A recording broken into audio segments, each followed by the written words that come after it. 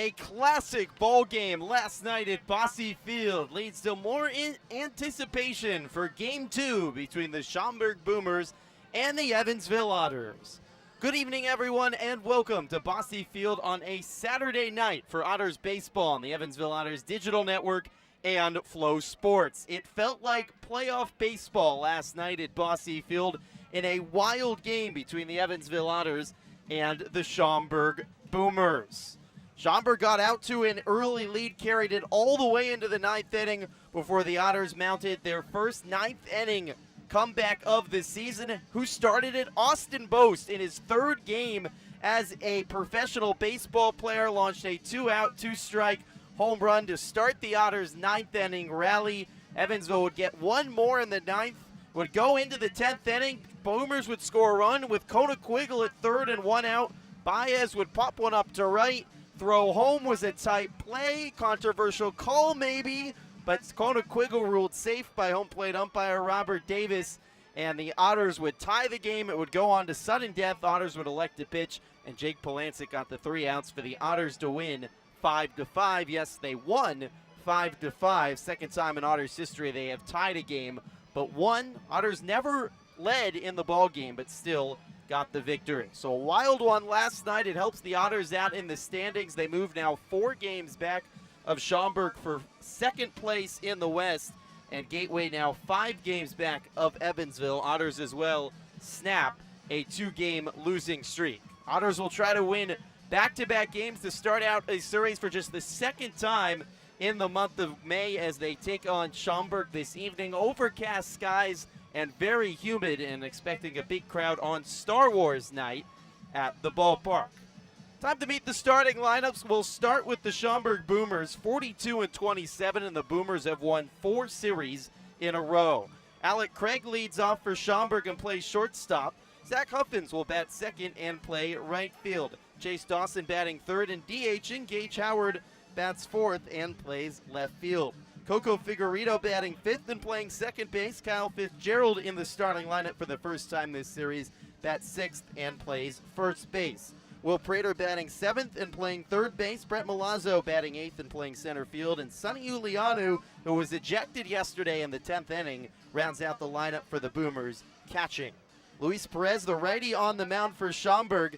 He suffered the loss against the Otters when he pitched here at Bosse Field in late June.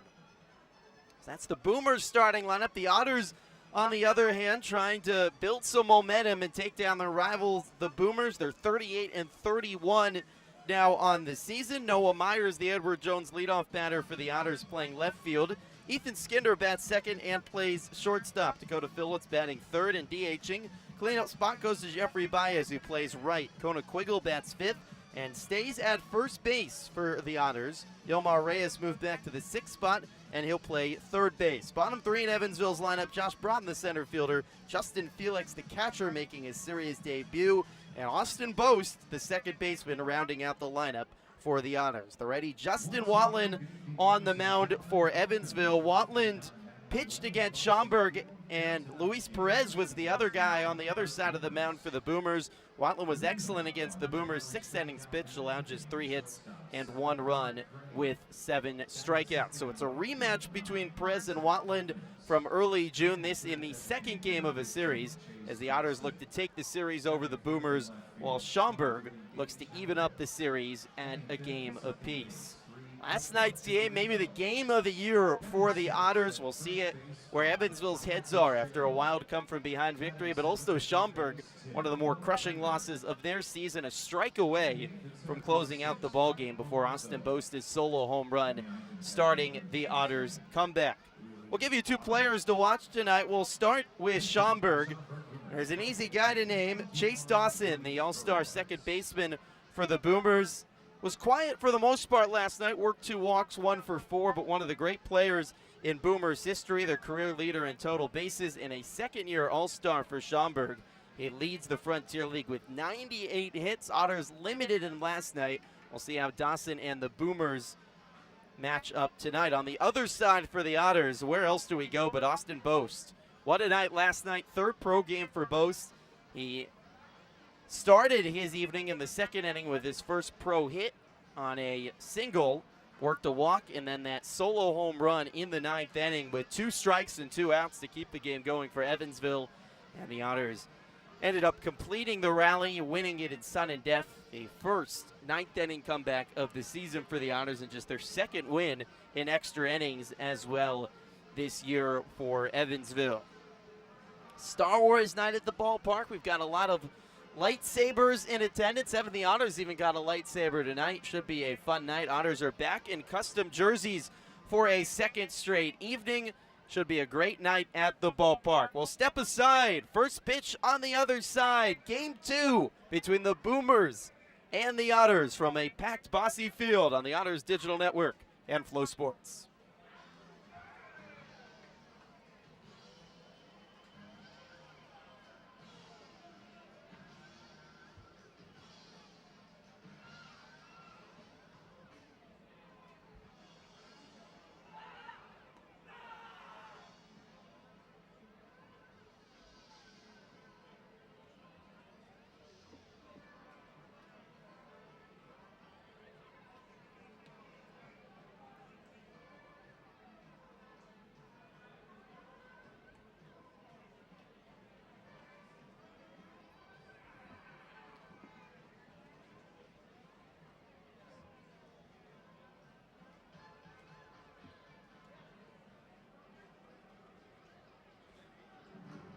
Now let's meet the starters for your Evansville Otters, led by manager Andy McCauley, joined by baseball buddies from the Scott Scorpions, the Edward Jones leadoff batter of the game, the left fielder, number 9, Noah Myers, his baseball buddy is Garrett.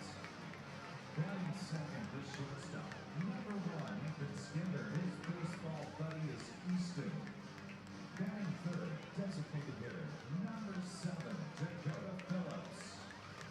Batting fourth, the right fielder, number 33, Jeffrey Baez, his baseball buddy is Caleb. Batting fifth, the first baseman, number 19, Donna Quiggle, his baseball buddy is Isaiah. Batting sixth, the third baseman, number 28, Yomar Reyes, his baseball buddy Oliver. Batting seventh, the center fielder, number 8, Josh Broughton, his baseball buddy Andrew. Batting eighth and catching, number 5, Justin Felix, his baseball buddy Leo. Batting ninth, the second baseman, number 2, Austin Ghost, his baseball buddy Alton. Pitching for the Evansville Otters, right-handed pitcher, number 20, Justin Watler.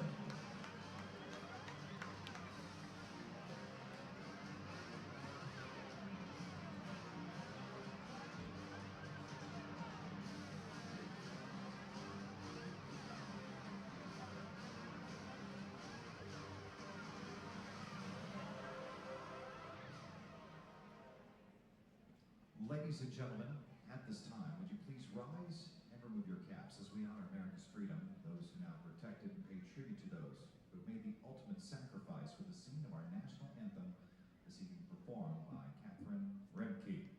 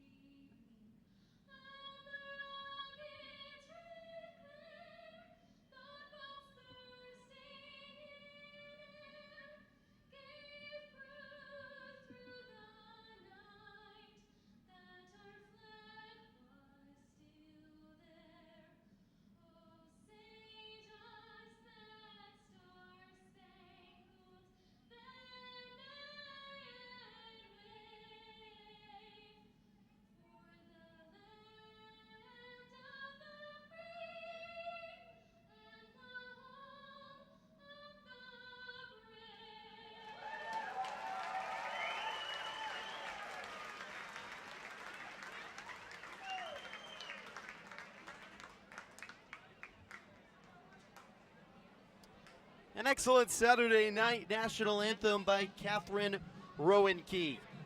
Almost time for baseball under overcast skies on a very humid Saturday evening here from Bosse Field. It is 83 degrees, but extreme humidity at 80%, making it feel like it's in the 90s. There is a chance for heavy thunderstorms later this evening that we will keep our eyes to the skies over the course of this Saturday evening. Otters have Justin Watland on the mound tonight. Watland 6-4 on the season, making his 13th start, 6.43 ERA. Not what Watland would like at this point in the season. 3 quality starts on the year. A lot of Watland struggles that you can point to a lot of pitching on the road lately. 4 of his last 5 starts have been on the road. His one that started home against Lake Erie a few weeks ago, his best start of the season, and we had 7 shutout against the Crushers. Second-year Otter had a lot of success this year. It's been a bit of a more up and down this season, and he's really struggled giving up a lot of home runs. 16 home runs allowed this year by Watland.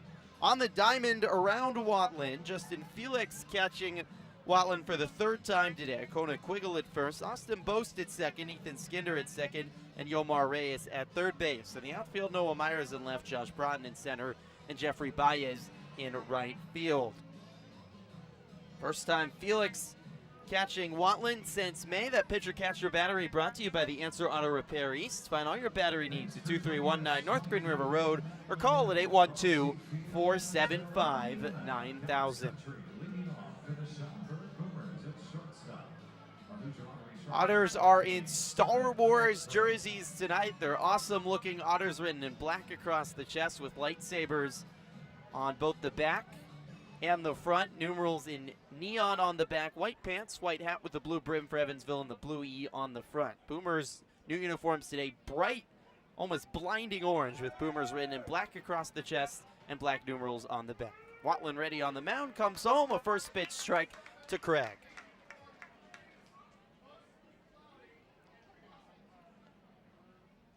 Gray pants completing the uniform for the Boomers with red piping. 0-1. Popped up by Craig into shallow center. Out is Skinder. In is Broughton. It falls past a diving Skinder, and Craig safe at first. Hat flying off the head of Broughton coming in. Skinder tried to make a spectacular catch over his shoulder.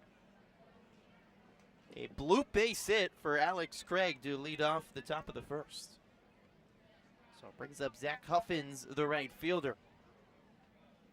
So is the Boomers a heavy lefty lineup. Huffins, the only righty out of the first 4 batters for Schaumburg. First pitch strike on the outer third for a strike. 3 true righties in the lineup today with 1 switch hitter for Schaumburg. Both teams started well offensively yesterday. 5 combined runs in the first 2 innings. Watland home, swing and a miss, 0-2 to Huffins. Boomers scored 1 in the first and then 2 in the second, while the Otters had 1 apiece in the first and the second. And then there weren't any more runs until the 7th inning when Schaumburg got 1 more run. Really, both Tim Holgrafer and Shuppei Yoshikawa had slow starts, and then both really settled down and looked excellent. 2 pitchers tonight in Luis Perez and Justin Watland that have not had as much success this season. Huffins called time and now digs back into the batter's box. Watland steps off, throws back to first, and Craig steps back on the back.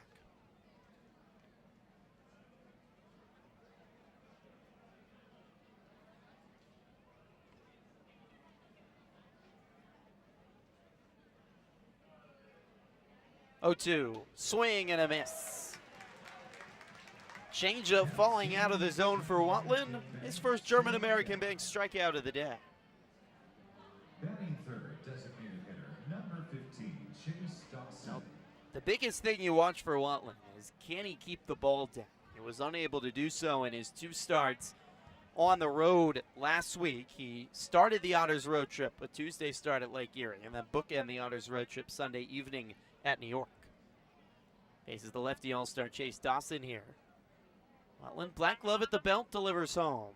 Another breaking ball settles into the strike zone. Fastball, changeup, cutter, and slider. 4-pitch mix for the righty from Reno, Nevada.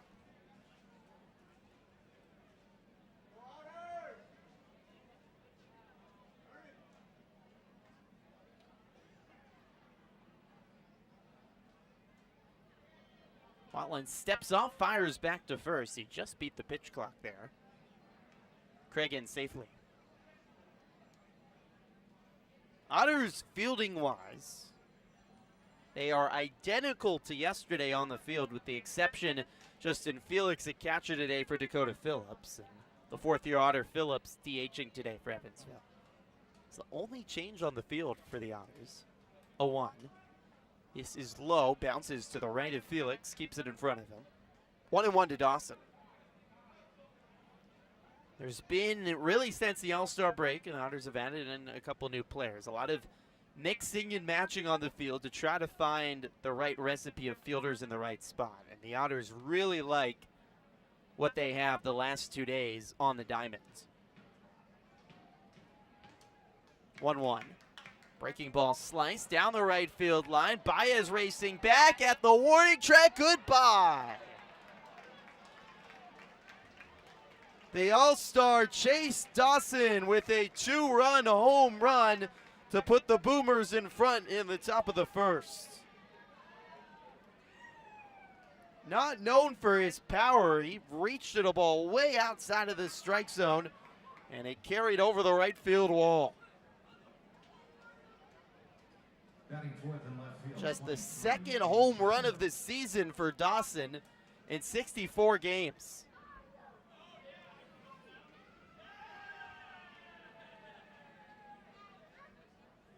Paul just kept on carrying on a humid, pretty much windless night. This is a night for home runs. And it's typically tough to hit him here at Bosse. So the Boomers start off with 2 runs in the first inning. Got off to a quick start just like last night. First pitch sails out of the lefty Gage Howard. Watland delivers. High, 2-0. And for Watland, it's deja vu from his last outing on Sunday when he allowed a home run in the first inning. Allowed another in the second. All 3 earned runs he ended up allowing were on home runs. 2-0. Breaking ball misses low. 3 balls and no strikes. It's been what's really held Watland back from having a strong season. 16 home runs allowed, and this is now the 3rd straight game allowing a homer. The 3-0 is fouled away. 3-1 to Howard.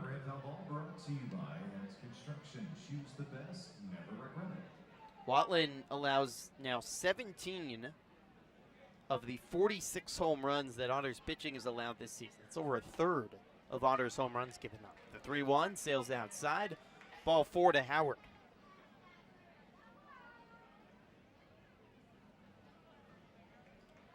Howard aboard at first, 1 out, brings up Coco Figueredo, the second baseman. Big crowd on a Saturday night, quickly hushed. A second home run of the season by the Frontier League All-Star and Boomers legend Chase Dawson.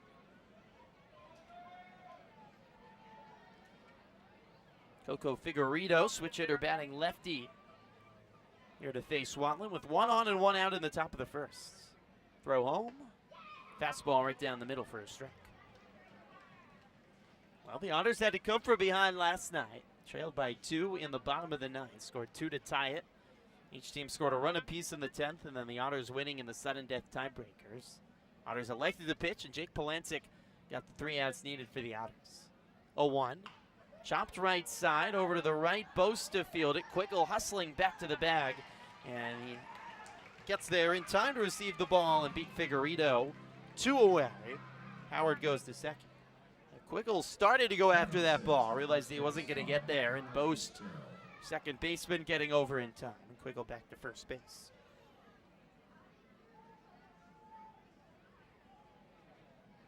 Two away, Howard at second. Kyle Fitzgerald, righty batter, stands in to face Watland. 2-0 Schaumburg leads here in the top of the first. Boomers did not have a home run yesterday. Dawson starts them off with a 2-run blast this evening.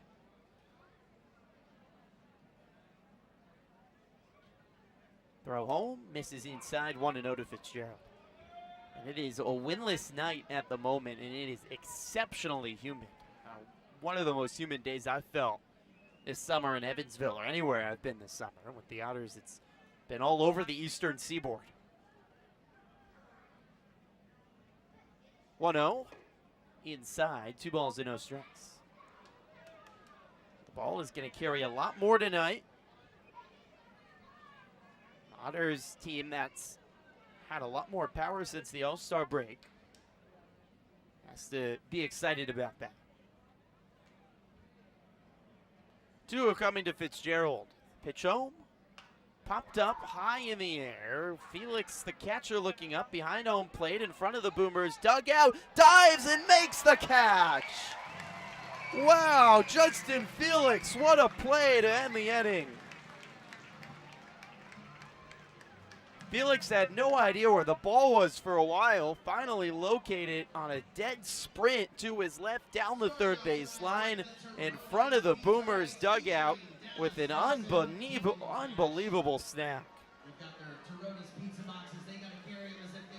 A web gem to start the game for Justin Felix in just his second game back at catcher. We go to the bottom of the first. Boomers lead 2-0 on the Otters Digital Network and Flow Sports.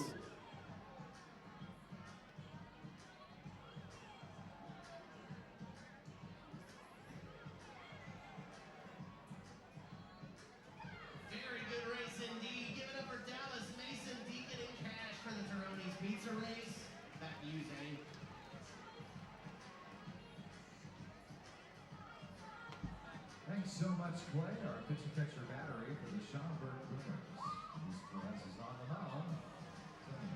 Behind the plate. That battery is powered by the Answer Auto Repair East. Find your battery needs at the Answer Auto Repair East, 2319 Western Road, or 812-477. Bottom of the first inning from Bosse Field. Luis Perez on the mound for Schaumburg. Chase Dawson already giving him some early run support with a 2-run home run in the top of the first inning. 4-4 record for Perez on the season. 4.38 ERA, making his 13th start of the season. 75 strikeouts for Perez to just 22 walks. Good command. Coming off a shaky outing on Monday against Gateway, 6 1/3, took the loss against the Grizzlies. Numbers are a little deceiving. He allowed a grand slam in the 7th inning to Peter Zimmerman that essentially ended the game, but Perez did give up 9 hits in total, 7 total runs, 3 walks, 2 strikeouts. He's pitched at Bosse Field before on the series finale back in June against the Otters. Went 6 innings, allowed 10 hits, 5 runs, no walks, and 6 strikeouts. Otters offense, which had a struggling week against the Boomers up till then, hit well against Perez in a rain-delayed Sunday evening game. So the Otters hoping to replicate that again today. Noah Myers, the lefty, leads off for the Otters. First pitch home, inside to Myers, 1-0. Sonny Ulianu behind home plate for a second straight night for the Boomers. He was thrown out in the 10th inning yesterday. The 1-0, swing and a miss, 1-1.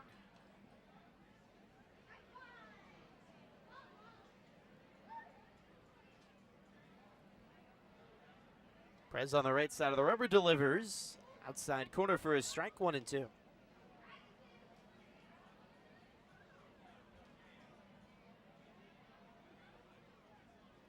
One, two. High, 2 balls and 2 strikes. Kyle Fitzgerald debuting in the series at first base for Schaumburg. Coco Figueredo at second, Alec Craig at short, Will Prater at third. 2-2 to Myers. Fouled away left side. Gage Howard in left, Brett Milazzo in center, and Zach Huffins in right field today. Blake Berry on the bench this evening for Schaumburg.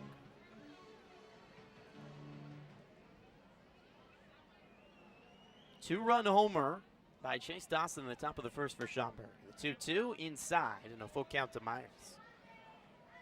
It was a weird night last night for the Otters offense. They end up finishing with 10 hits. Payoff pitch coming from Perez. Delivers. High. Ball 4 to Myers.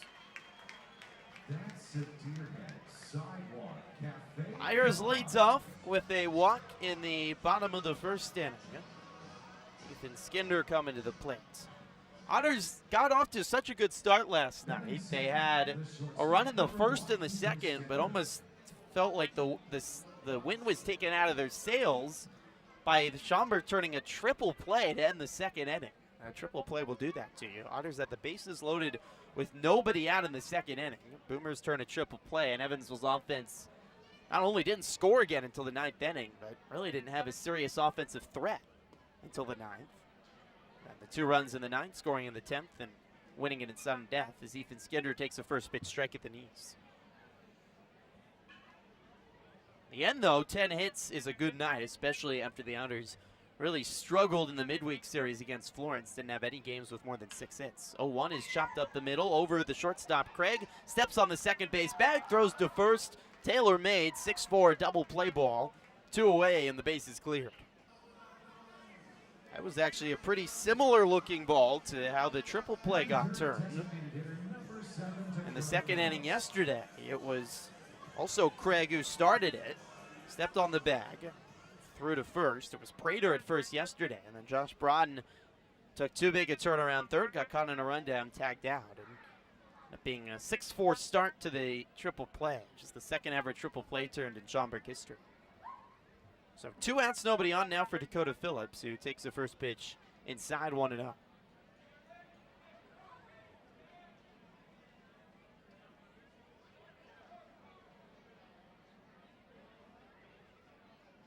One 0 home.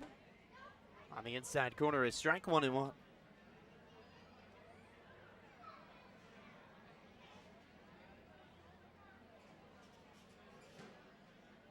Perez delivers.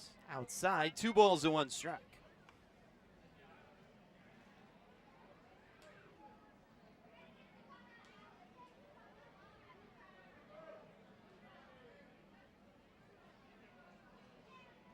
Two one home, popped up by Phillips down the left field line. Prater, the third baseman, racing back at the warning track. It bounces out of play. Excellent crowd on this Saturday night. Just over 2,000 yesterday evening. And I'm really bad at head counts, but I'd say maybe 1,000 more tonight. It's Star Wars night, you can't beat that.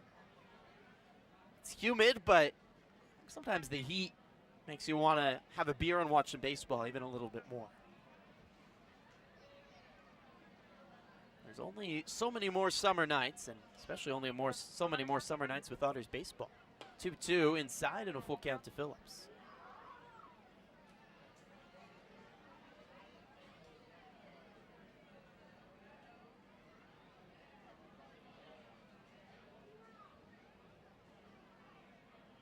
Prez at the chest, throws, grounded right side and foul.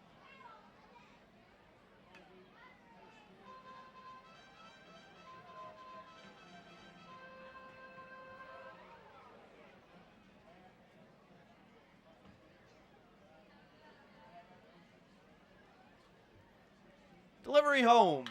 Line down the right field line. Fair ball. Rolling all the way to the wall. Phillips, a big turnaround first. The throw coming from Huffins. Cut off. Another double for Dakota Phillips. His 24th of the season. Unsure of what's happened in New York, but if no doubles have been hit by 2 New York boulders, Phillips is now alone in first for most doubles in the Frontier League.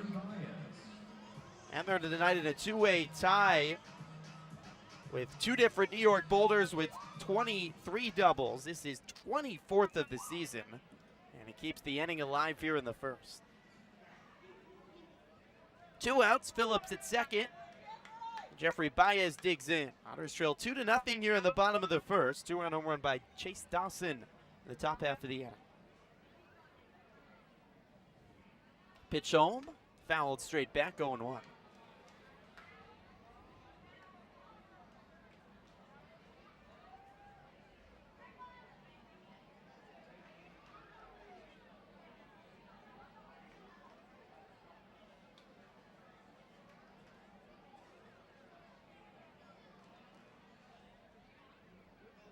A 1.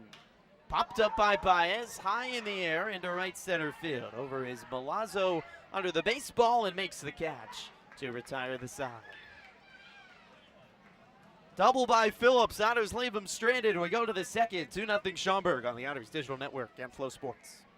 It's now time once again for our Shepherd Insurance Burlap Sack Race. We have Carly and JD tonight.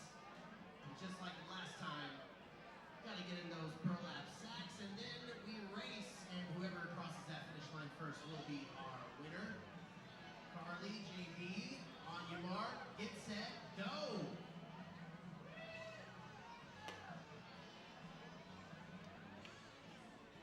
Might have been a little trash talk at the end, but give it up for Carly and JD, everybody, for our Shepherd Insurance Burlap Sack Race. The one-stop shop for all your commercial, personal benefits, and financial insurance. Creating relationships, finding solutions, and protecting you. Shepherd Insurance.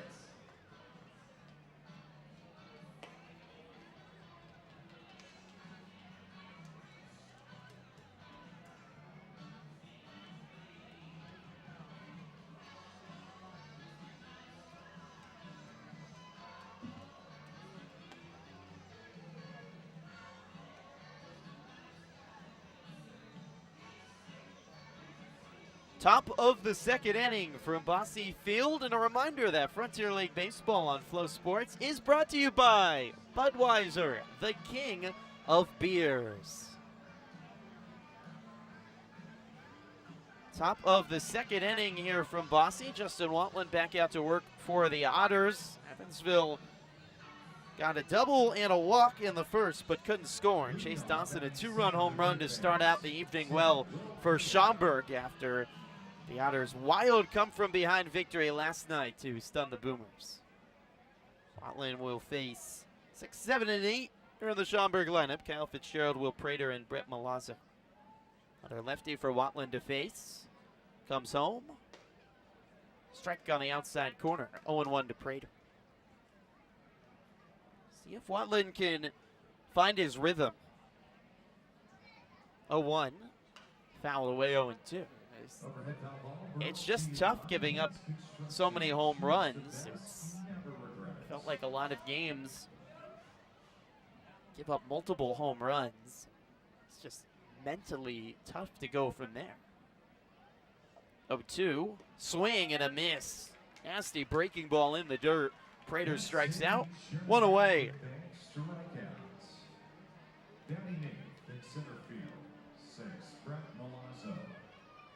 Second German-American Bank strikeout for Watland, and it brings up Brett Malazzo, the center fielder. 5 of the last 6 starts entering today for Watland. He's given up 2 or more home runs. Pitch home to Malazzo, a strike on the outside corner, 0-1.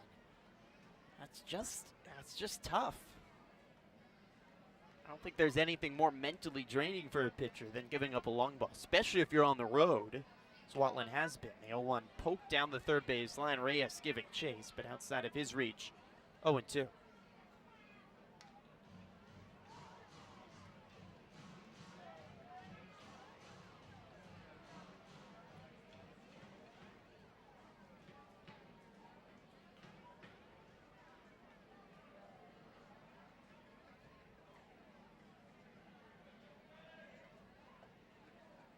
Home. Lined right field over the head of Bosse and down for a base hit. Brett Malazzo, his first hit of the series. 1-out knock here in the second. I'll bring up Sonny Oleanu, the catcher for Schaumburg. Watland's given up all the home runs, and it's mostly happened on the road, and there's nothing like a home run to get a crowd going. That's just tough as a pitcher. So that will wake up the crowd. It will get in your head. How do you recover from that? Oleano swings and misses 0-1.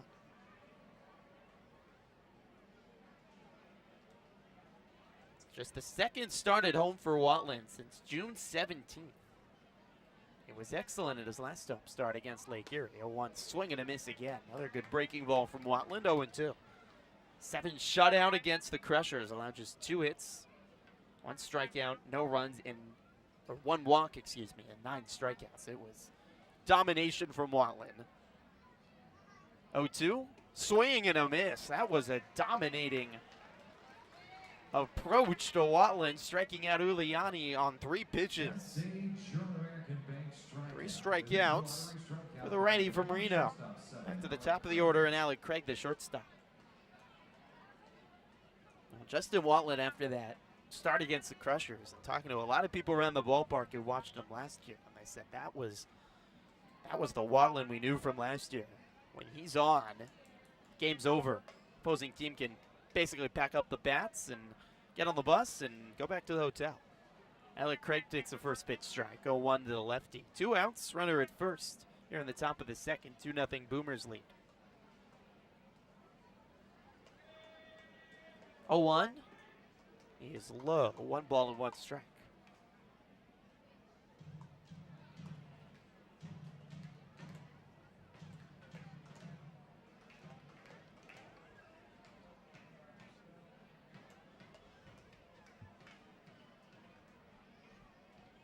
Watland throws off and back past the glove of Quiggle and back to the Otters bullpen. Milazzo to second. He's going to try for third. Quiggle will throw down to Reyes, and Milazzo standing up at third base. A pickoff throw gone wrong, bounced over the glove of Quiggle, and expansive foul territory at Bosse makes a bad pickoff throw off and turn into disaster, and this one did, going all the way back to the Otters pen. Milazzo just never stopped at second. Smartly so, easily made it to third. So 1-1 count to Craig, and now the Boomers have a runner 90 feet away. Pitch home.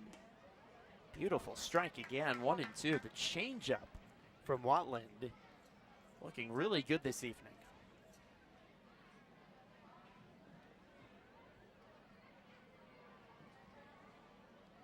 Big kick and a throw, fouled away by Craig.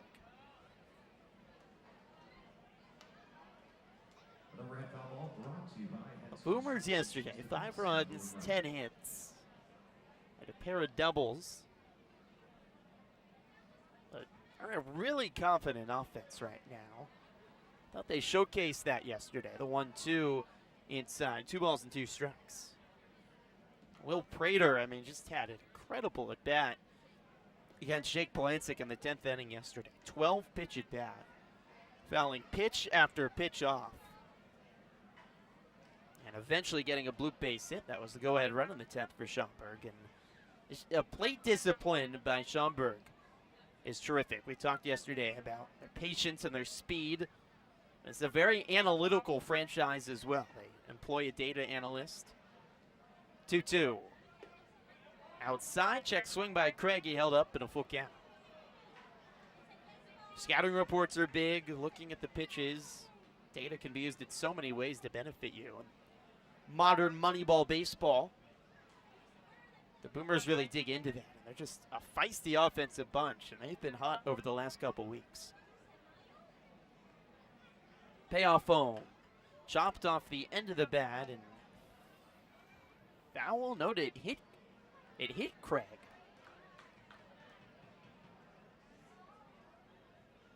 Must have hit Craig on the hand.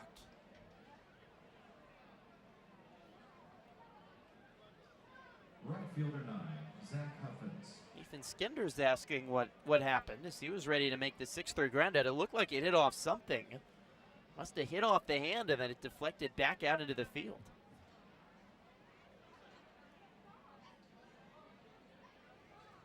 I'm going to call catcher's interference. Okay. Wow. So Craig reaches first on catcher's interference on the payoff pitch. Justin Felix must have bumped him from the back. That's a first this year. So runners on the corners, 2 outs. And an 0-1 count now to Zach Huffins, who took a first pitch strike. 0-1 home. Chop softly left side. Long run in for Skinner. Fields on the edge of grass. Throw to first. Beats Huffins for the 3rd out of the inning.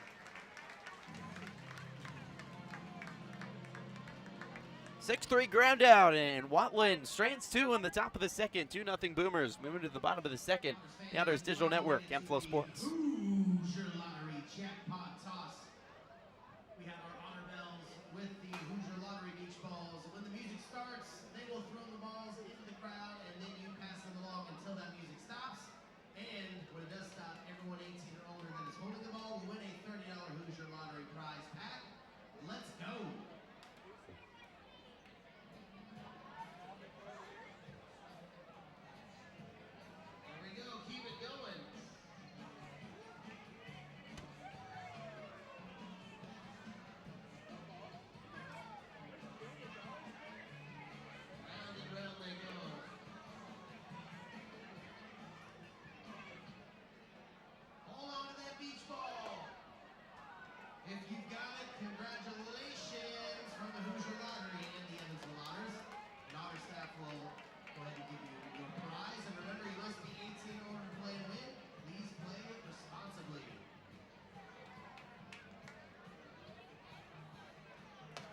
this evening gets to upgrade to the Ashley Furniture Home Store Best Seats in the House. Our lucky winner gets to spend the rest of the game with the best seats in the house. So I say congratulations to Ryan Vickers, who's celebrating his 40th birthday.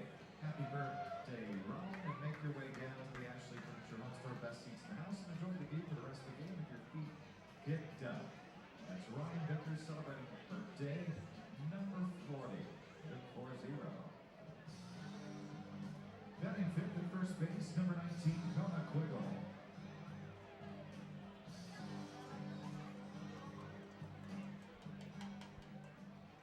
Welcome back to Bosse Field, bottom of the second inning. Big crowd on a humid Saturday night here in the River City. Game 2 between the Boomers and the Otters. Chase Dawson, a 2-run home run in the first inning. The early runs for Schaumburg. Kona Quiggle leads off the bottom of the second. Pitch home to Quiggle, strike out the letters. Quiggle batting in the 5th spot this evening for the Otters.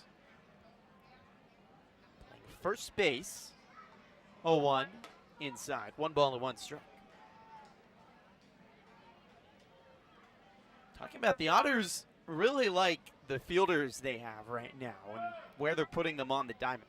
Back-to-back days, Quiggle swings and misses 1 and 2.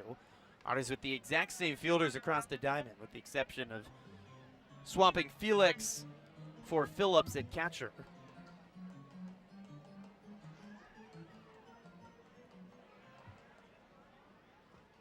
Who do I go to for the best seats in the house? Just go straight down there? 1-2 is high, 2 balls and 2 strikes. Not sure why he'd come to me to find the best seats in the house. I'm clearly on the air, but it's his birthday, so I can't criticize him. He's earned the Ashley Home Furniture best seats in the house. I kind of made eye contact with him. 2-2. Quiggle pops one up off the end of the bat. A flare into right, falling for a hit.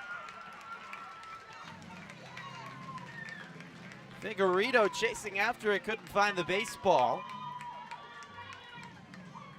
And Quiggle has a bloop base hit to lead off the second. So Quiggle aboard at first. Yomar Reyes coming to the plate.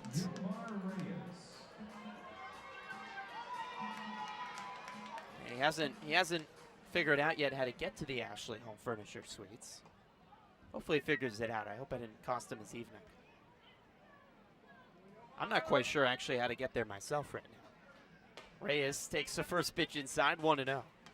If you haven't been to Bosse Field and tried your hand at the Ashley Home Furniture best seats in the house, anyone can enter their name in a drawing and have a chance to kick up their feet in plush chairs. The 1-0 is grounded right to the shortstop, Craig. He fields it, tosses to second, to first, double play. Just like that, the base is clear. 6-4-3 double play. The Boomers have turned 2 double plays in the first 2 innings. Another tailor-made double play ball for Craig. Just like that, 2 outs. Quiggle out at second. And brings up Josh Braun. 2-0 Schaumburg leads here in the bottom of the second. The Ashley Home Furniture seats are right behind the Otters dugout. They're big plush sheets. You can kick up your feet on the back of the Otters dugout. It's a spot for a drink if you want it. Braun takes the first pitch strike. And you got a lot of space to stretch out and enjoy yourself. It's an awesome setup. And it's a little bit more comfortable than a normal seat here at Bosse. Braun pops one up into left field, carrying back. Howard at the edge of the warning track makes the catch. Boy, is the ball carrying tonight on a humid evening. Braun just missed one. Otters get a base hit, but the double play clears the runners. And Perez faces the minimum in the second. 2-0 Schaumburg after 2 on the Otters Digital Network and Flow Sports. We're going to throw some fish around tonight in the Tin Fish Fish Toss. We have Roman and Ledger going up against Layla and Leah. So, all we got to do is fill up these baskets with the fish. Whoever has the most will be our winner. On your mark, get set, go! All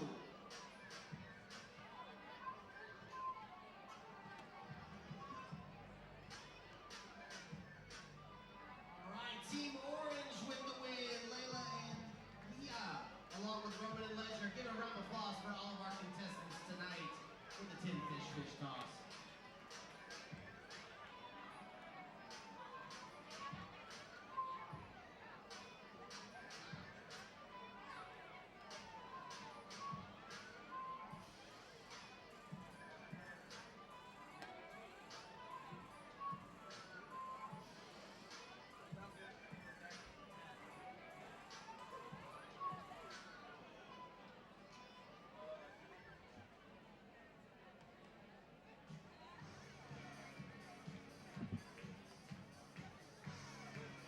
Top of the third inning from Bosse Field. Schaumburg leads Evansville 2-0 in the middle game of this series. Time for a check of the Frontier League standings. Brought to you by Steel Corp. The Otters winning last night, both Gateway and Schaumburg losing, and Evansville moves the game closer to first place. 5 games back of Gateway and 4 games back of Schaumburg. Washington, though, winning last night, 11.5 games back of first at 32 and 38. It feels like they're way behind the Otters, but it's just 6.5 games back for that last playoff spot. Windy City, Joliet, Florence, and Lake Erie bringing up the rear in the West. It's our Frontier League standings brought to you by Seal Corp. Chase Dawson leads off the top of the third for Schaumburg. Watland delivers home, and Dawson takes the first pitch strike. New Jersey has won 2 in a row in the East. They're a half game up on Tri-City entering the evening for first place. Quebec has dropped a few after they were red hot to end July. They're 2 back of first. Those are the 3 teams that at the season end today will make the playoffs in the East. As Dawson fouls one off the end of his foot, 0-2.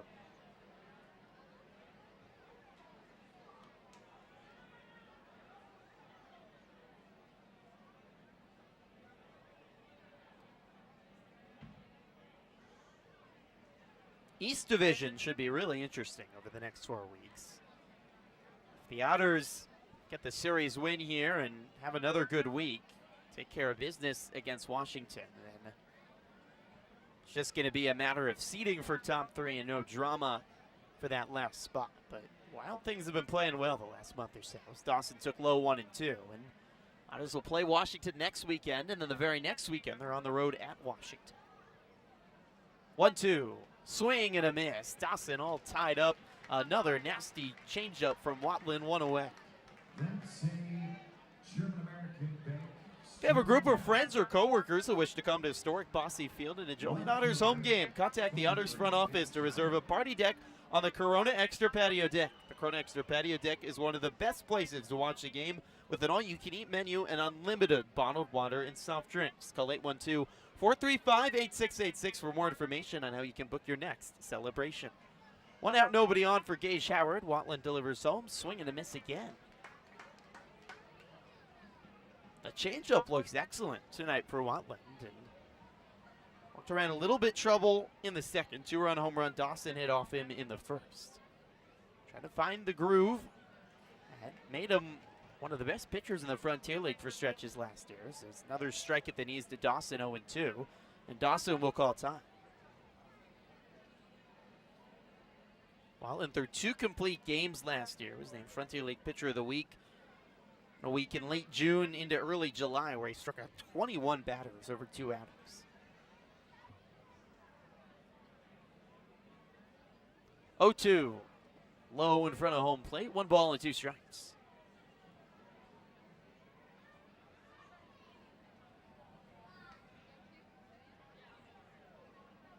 2-0 Schaumburg leads in the top of the third inning. 2 runs, 3 hits, no errors for Schaumburg. No runs, 2 hits, 1 error for Evansville. 1-2.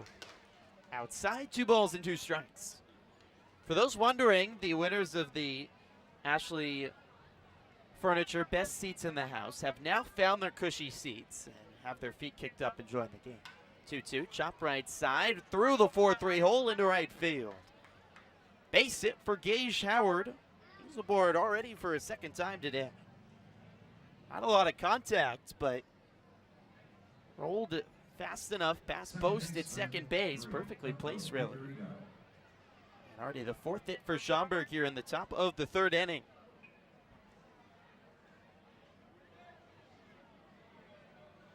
Brings up Coco Figueredo. Switcher to batting lefty. Runner at first and 1 out in the top of the third. Watland home.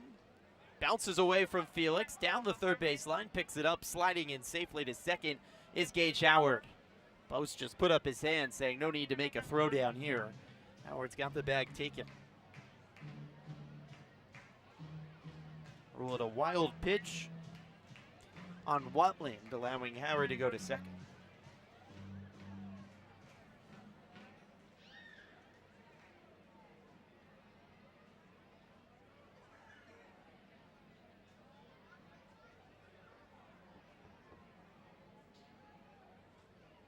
Watland peeks back at second base. Flirting with the pitch clock, the 1-0 home. Popped up into center field, taking Braun racing back towards his left. Reaches up the glove over his head and rolling all the way to the wall.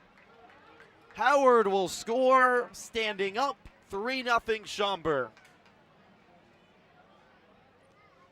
A RBI double by Coco Figueredo in the third extends the lead for the Boomers to 3-0. Balls are carrying tonight, no doubt about it. Braun could not get to the baseball in center field. Just didn't look like a ball off the bat that would have enough to get over his head, but it kept on carrying, maybe even to the surprise of Braun. Racing back, couldn't reach it. Figueredo has a double for the second straight game. Boomers have scratched across another run in the third as Kyle Fitzgerald takes the first pitch strike. Boomers offense. It's been big time in their wins. They've scored at least 8 runs. And this pitch home. Foul tipped off the end of the bat. 0-2 to Fitzgerald. The last 5 wins for the Boomers going back to last weekend against Florence. They've scored at least 8 runs in all 5 of those games, including double-digit runs all 3 games against Florence last weekend. The Y'alls not having a great year pitching, but Evansville did struggle against the Y'alls pitching to start this week. 0-2 coming to Fitzgerald. Hotland at the chest, pinking back at second. Throws home. Outside, 1-2.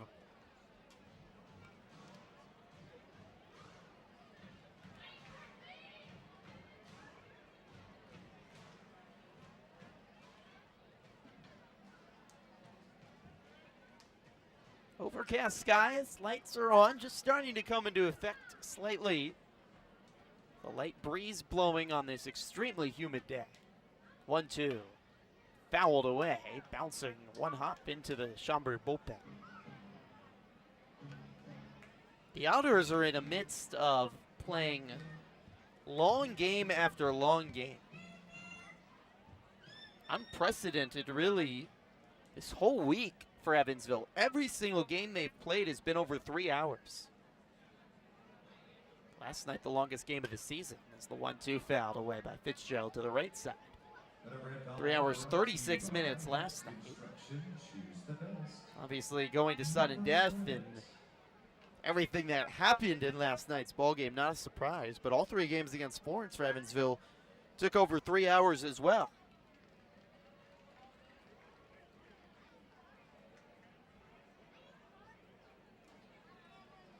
Pitch into Fitzgerald, misses low for a ball, 2-2.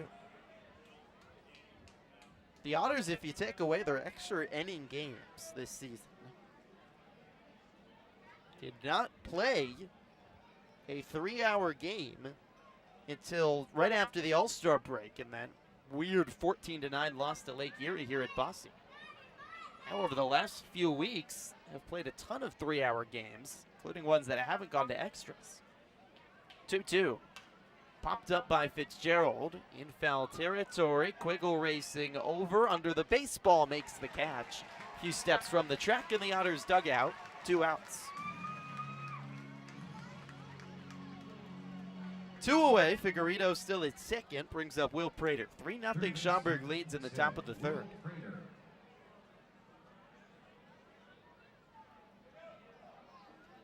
Lefty Prater struck out his first time up to the plate.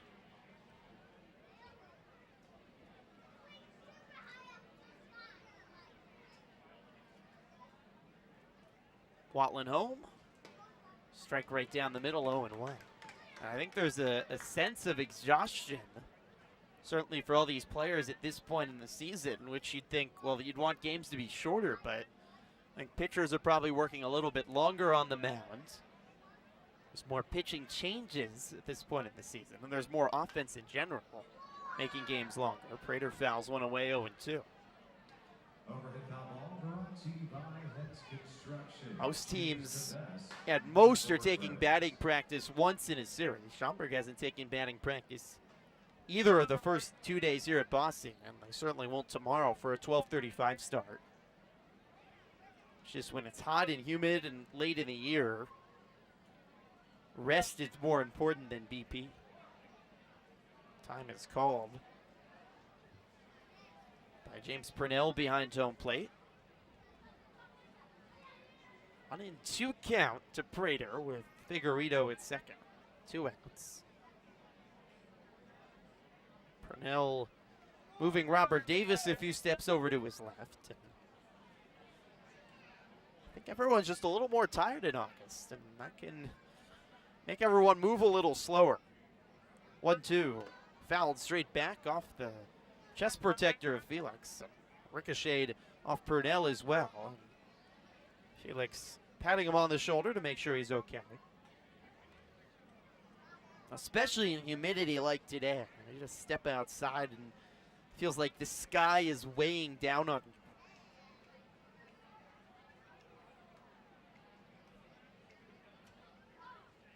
you. 1-2.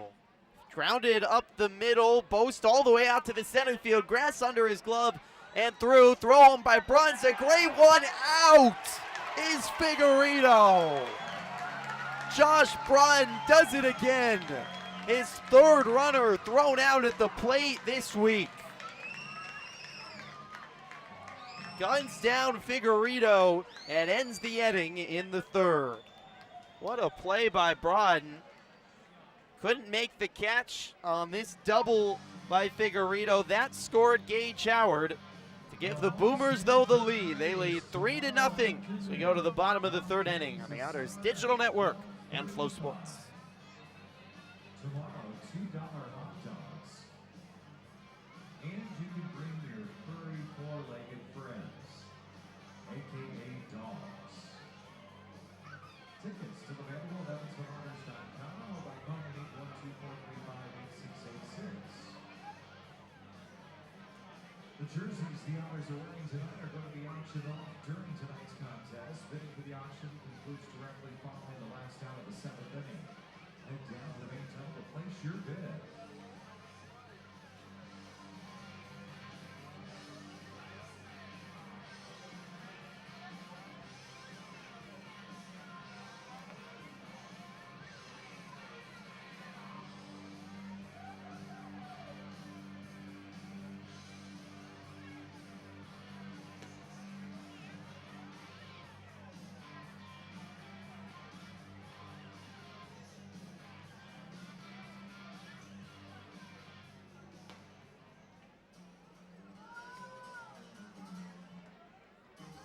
Batting eighth and catching, number 5, Justin Felix. Bottom of the third from Bosse. Schaumburg 3, Evansville nothing. Saturday night, middle game of this key 3-game series between two teams currently sitting in playoff position in the Frontier League West. Boomers a game back of first place, while the Otters 5 games back of first place. Sitting in third, Boomers in second. 3-0 lead for Schaumburg. 2-run home run by Chase Dawson in the first, and then an RBI double by Coco Figueredo in the third inning. Justin Felix leads off the bottom of the third inning. First pitch home from Luis Perez in for a strike. Felix's second start of the week started on Wednesday evening.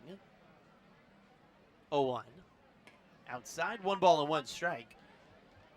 It was his first start since June 2nd, as Felix was on the IL for 2 months with a broken hand. Made his return on Wednesday, and now his second start that's coming off the IL. 1-1, fastball on the outside corner. 1 ball and 2 strikes. Felix has been on base in all 8 games he's played, but just 4 hits so far. 1-2. Inside, 2 balls and 2 strikes. Felix certainly flashed the leather.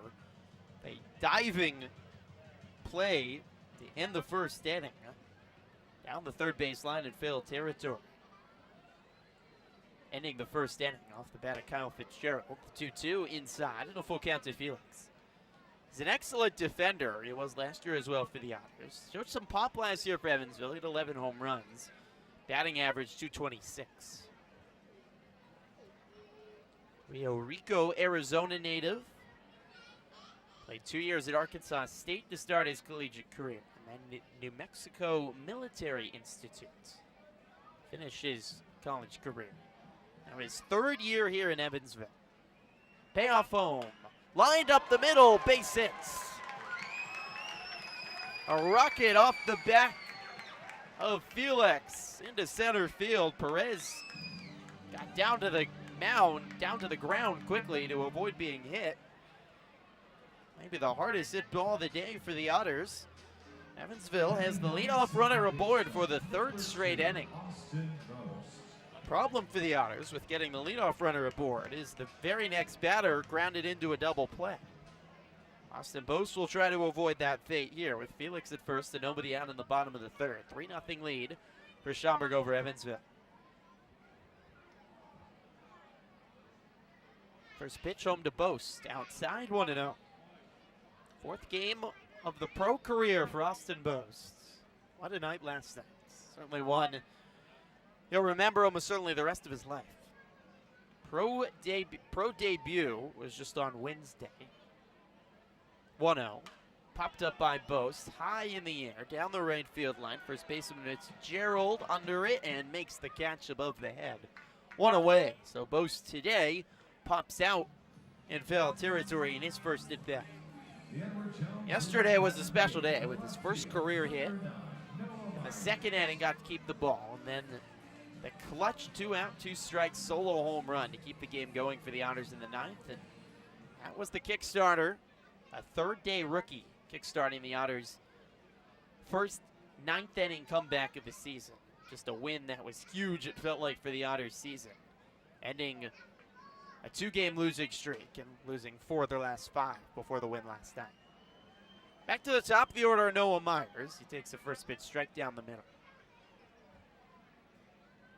Felix at first with 1 out. 0-1. Outside for a strike. Felix down to second. Not a good throw by Ulianu, floating in the air. And Felix in safely with a stolen base. Not sure, expecting the catcher to go for a steal.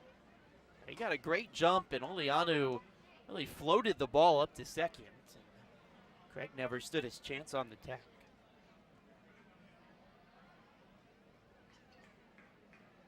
Otters stole 4 bases last night on Ulianu. 0-2 to Myers. Outside, 1-2. So Felix in scoring position here. Evansville looking to score their first run, trailing 3-0 in the bottom of the third.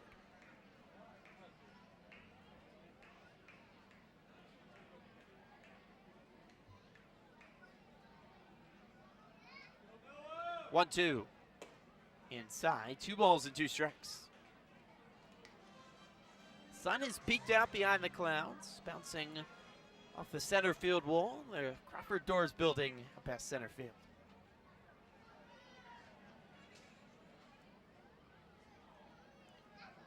Black go for Perez at the chest, delivers home. Myers strokes it down the right field line, hooking foul. Party deck down the right field line.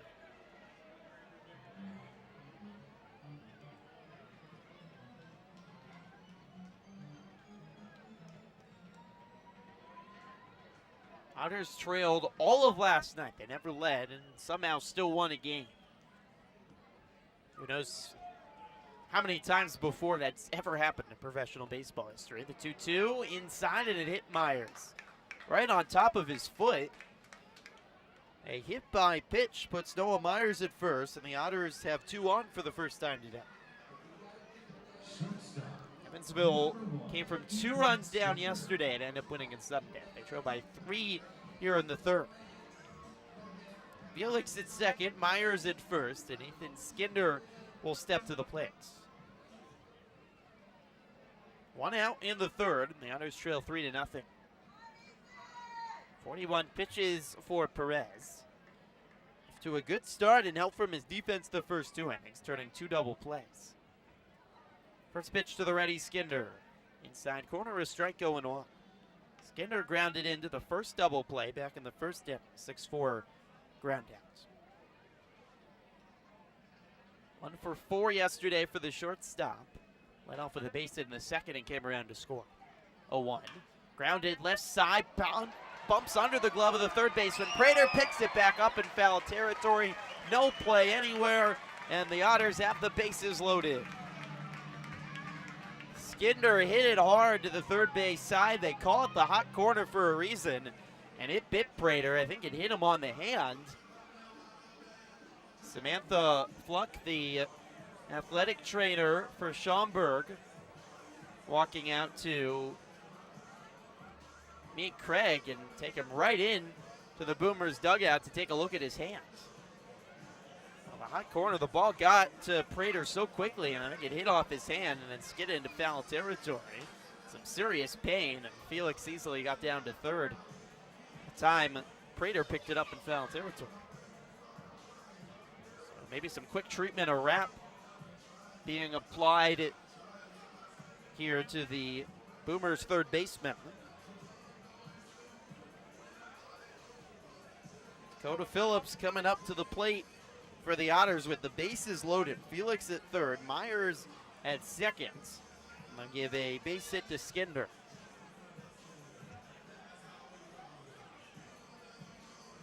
Perez is going to take some warm-up tosses here. I don't know how long they can let this treatment go on. Quite a delay here as they're working on the hand of Prater.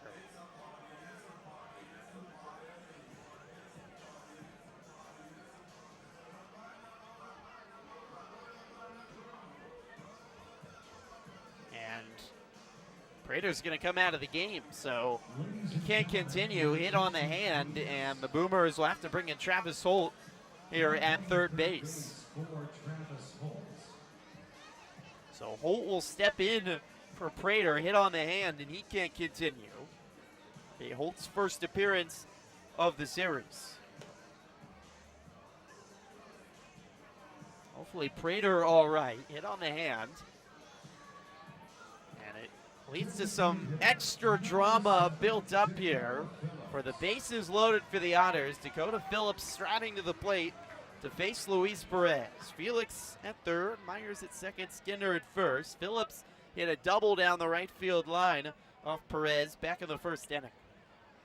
Righty pitcher to face the lefty batter. Otters trail 3-0 in the bottom of the third. Perez home. Pumped up into left field. Howard coming and ball falling quickly, makes a running catch, 2 outs. Forward momentum for Howard took him all the way to the infield dirt on a quickly falling fly ball. Second out for Schaumburg. Bases still loaded as it brings up Jeffrey Baez.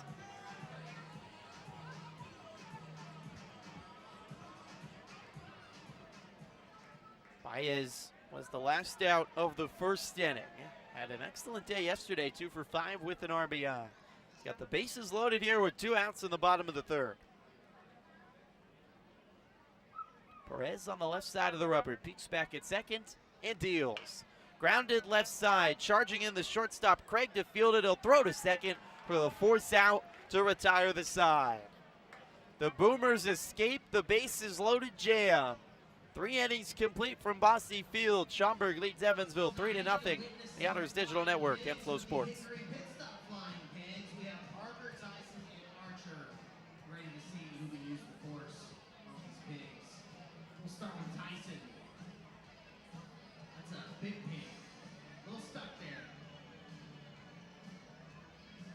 And we'll be right back to more Otters baseball here on Otters TV. I'm pleased to be joined now by Rachel Robinson, Hoosier Lottery's televised drawing host. Welcome, Rachel. The Hoosier Lottery is a longtime partner of the Evansville Otters, and it's great to see you guys once again at Bosse Field. Thank you. The Hoosier Lottery is proud to have partnered with the Otters over the years. We love being at Bosse Field, engaging with the fans, and are so happy to be outside enjoying warm weather and baseball once again. The Otters have certainly appreciated the partnership with the Hoosier Lottery. We also appreciate the support of Hoosier Lottery that they provide to the community. Can you tell us more about some of that? Oh, sure. The Hoosier Lottery provides a fun and entertaining experience through our scratch-offs, draw and fast play games. We are committed to responsible gaming, so please play responsibly. We're also honored to champion our Hoosier heroes as we dream of a stronger, safer, smarter Indiana.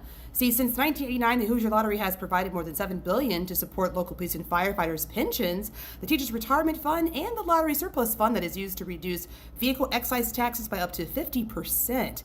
And of course, we've done it with the help of players and retailers all across the state.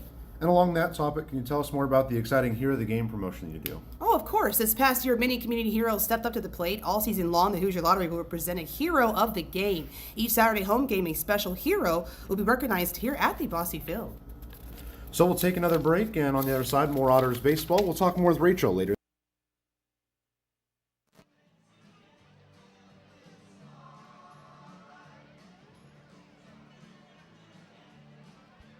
Three innings of baseball complete from Bosse Field. Schaumburg leads Evansville 3-0. 3 runs on 6 hits.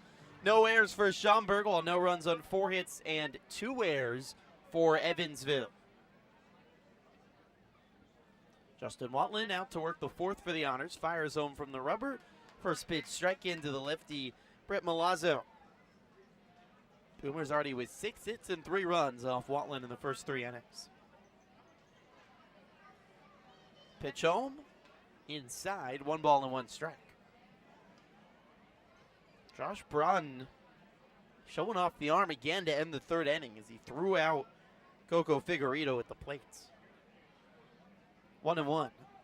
Bunt shown by Milazzo, pulls it back, but a strike anyways on the inner 3rd, 1-2. Just remarkable what Braun's done in the outfield this week. 3 times has thrown out a runner at home, and all of them were huge too. They were all to end innings. Made a crazy over-the-shoulder catch in the 10th inning on Wednesday against Florence. The Otters started him on the infield, but it's the outfield really where he shined. 1-2 is low, 2 balls and 2 strikes. Now, Braun was actually a pitcher, as mentioned it yesterday, a 2-way guy through college at Elon, and then was actually signed by the Royals primarily to be a pitcher. 2-2, breaking ball inside. Did it hit Milazzo? It did. Off the elbow guard. Andy McCauley and Max Peterson don't agree. Milazzo just nipped by the pitch. He's aboard at first. The catcher, 36-7. Frustrated Andy McCauley chatting with James Purnell at home plate.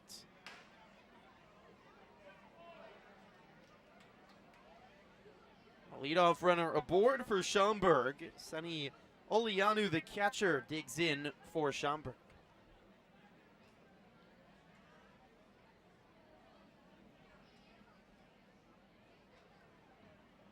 Pitch home to Olianu, inside 1-0. This is just a defensive lineup that seems to work for the Otters. Kona Quiggle has been played center field all year, but now moving over to first base. Position that he has played in his past, especially in his much younger days, but not something at least consistently he's played recently in competitive baseball, as Oliano lines one up the middle and Skinder makes a diving catch. Speaking of defense, Ethan Skinder making his 4th straight start at shortstop, fitting in well there. What a read to read that ball, and then a lunging catch onto the dirt to rob a base hit from Oliana. The defense has just been superb for the Otters the last few days, and Skinner's another guy who's played second base all year for the Otters, now shifting over to short, and Austin Bose moving into second base, and Skinner has looked very comfortable at shortstop. Back to the top of the order, 1 out, 1 on for Alec Craig. Watland pickoff throw back to first. Milazzo beats the tag. Craig reached back in the 2nd inning. Catcher's interference. Got some clarification on what happened there. Pitch into Craig. Misses. Nope. Catches the outside corner. Craig doesn't like the call. I didn't like it either. 0-1 count. Craig's swing as he was coming across. Justin Felix's glove was too far out towards the plate, and as Craig started his swing, he hit the glove of Felix. So that's catcher's interference, and that allows Craig to go right down to first. Craig takes a strike at the knees, 0-2, and doesn't like the call again. kind of looks back at James Purnell as he was about to get back into his batting routine. What? Are you serious? Now we'll call time. A lot of cleaning of the dirt. Looking down at his feet and messing with the dirt. I wonder if guys like Craig, they like playing on natural surfaces more, because on an artificial turf, can't really do that with your cleats. There's no dirt to move around. 0-2 on the inside corner, strike 3 called. Watland painting corners, another beautiful breaking ball. It's his 5th strikeout of the evening. 2 away. It brings up Zach Huffins. 5 strikeouts for Watland. He hasn't walked any batters, just 1 hit batter, but really 2 extra base hits are the big damage for Schaumburg. Zach Huffins swings the first pitch, lines it right to Austin Bost at second, who reaches up and makes the catch to retire the side. Boomers, no hits, strand 1, no runs in the top of the 4th. 3-0, Schaumburg leads. We move to the bottom half of the inning on the Otters Digital Network and Flow Sports. It's time to show us your best smiles for the Paramount Dental Smile Cam. Over 300,000 members trust Paramount Dental because it's based right here in the Hoosier state of Indiana. Paramount Dental has been ensuring smiles for more than 37 years. Keep smiling with Paramount Dental. And be sure to check out Frontier League of the Evansville Otters on Flow Sports, the official streaming partner of the Frontier League. Never miss a game and follow along all the way to the championship. Visit EvansvilleOtters.com for links to watch and subscribe today for all Frontier League and Flow Sports content. ZSWS is here in left field. Great to have them with us. All Invited Incorporated in Section 3. Indiana Senior Games in Section 16, 17, 18, 19, and in right field. Regal Group, Epic Corona Extra, Patio Deck. Group of over 100. Great to have all of you with us. Also our baseball buddies, Scott Scorpions, Caroline, Brian Hicks, Cam Hoffman, and Rachel. On first pitches, thanks for joining us here at Bosse Field, Star Wars night.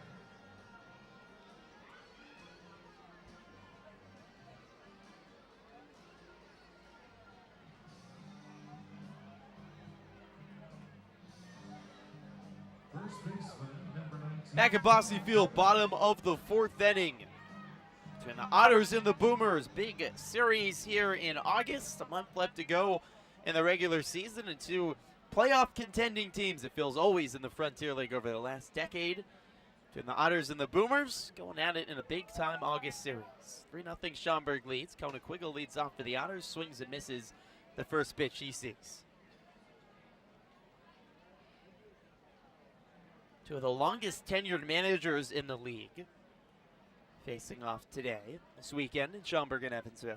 0-1. On the inside corner, a strike to Quiggle, 0-2. Jamie Bennett in his 11th season with Schaumburg. Andy McCauley in his 14th season with Evansville. Bennett has been the manager every year with the Boomers. The 0-2 misses low. 1 ball and 2 strikes. Boomers hired Bennett in 2011, was a pretty good choice. And they had a winning record in their very first season. Bennett has led the Boomers to winning records in all but 4 of his 11 seasons. And Quiggle pops one up high in the air down the right field line. First baseman Fitzgerald on the edge of foul territory, called off by the second baseman Figueredo, who makes the catch a few steps to the right of the line. Fitzgerald looked like he was under it, but maybe just didn't get a good read on. Figueredo made the catch instead. So Quiggle pops out to foul territory. 1 away, and it brings up Yomar Reyes. Reyes grounded into a double play back in the second. 1 out, nobody on, bottom of the 4th. 3-0 Boomers over the Otters. Figueredo delivers, or excuse me, Perez delivers. Swing and a miss by Reyes, 0-1.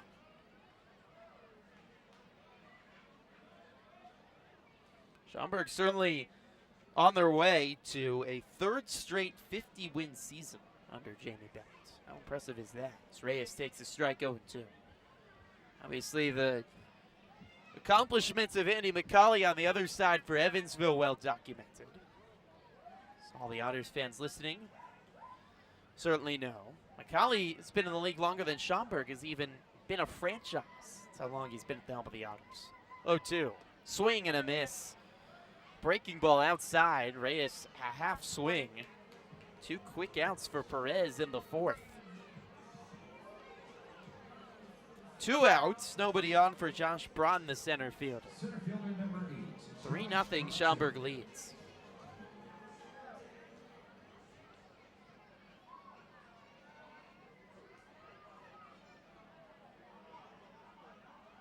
Perez throws, swing and a miss. 0-1 to Braun.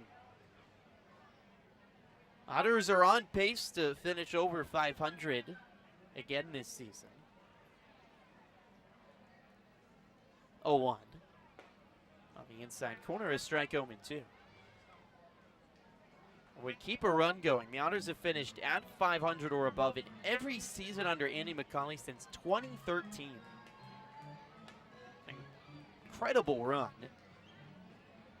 that the Otters skipper has put together year in and year out, putting together a strong squad. 0-2, grounded left side, diving the shortstop, Craig to glove it, throw across to first, not in time. Wow, what a play by Alec Craig at shortstop. Full extension to take away that ball from the outfield grass, but by the time he got up, not in time to catch the speedy Braun. We have seen some great fielding on both sides in this series between playoff contending teams. So 2 outs, Braun at first, and it brings up Justin Felix.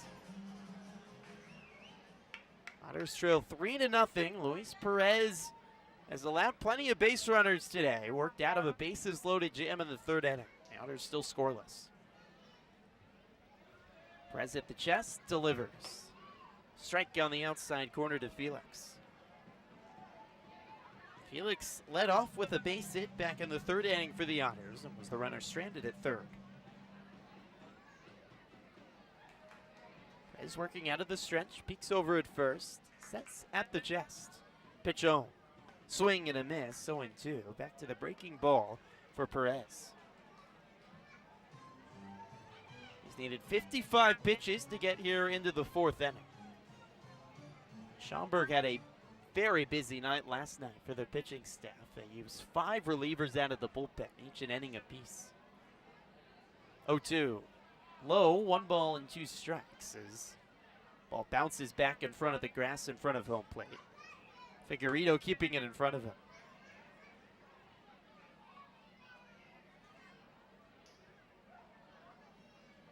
Lights are on, pretty much into full effect.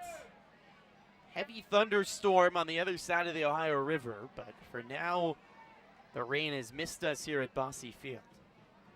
It is very hot and humid this evening and overcast. 1-2, swing and a miss. Back to the breaking ball for Perez. His 2nd strikeout of the ball game, retires the side in the 4th inning. After 4, Schaumburg 3, Evansville 0 on the Evansville Otters Digital Network and Flow Sports.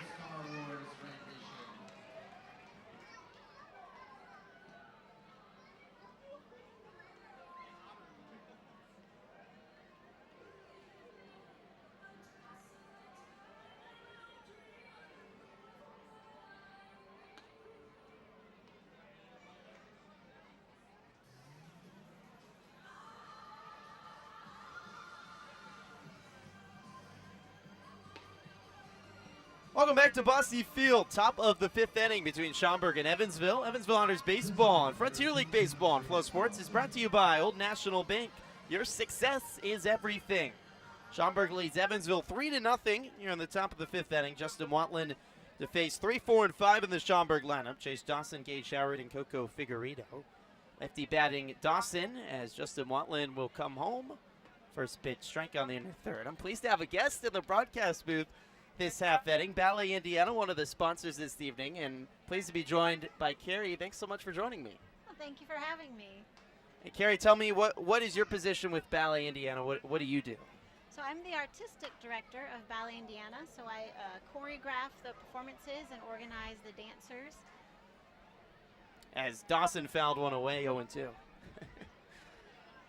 And I think you were talking with Matthew on the Jumbotron I saw before the game. You were telling me, here comes the 0-2. It's fouled away again down the right field line. Got some exciting stuff upcoming with Ballet, Indiana. Yes, we always have a Nutcracker performance in the fall, in December, but we're also doing something really special in the spring this year, in May. We're going to have a performance that honors the servicemen and women in our community. The 0-2, high, 1 ball and 2 strikes. That is super exciting. What is that process like, putting that all together? Well, we're going to create an original work, and we're going to perform 3 ballets in the show. One of them is an original work that's inspired by some letters my grandfather wrote to my grandmother while he was serving in World War II.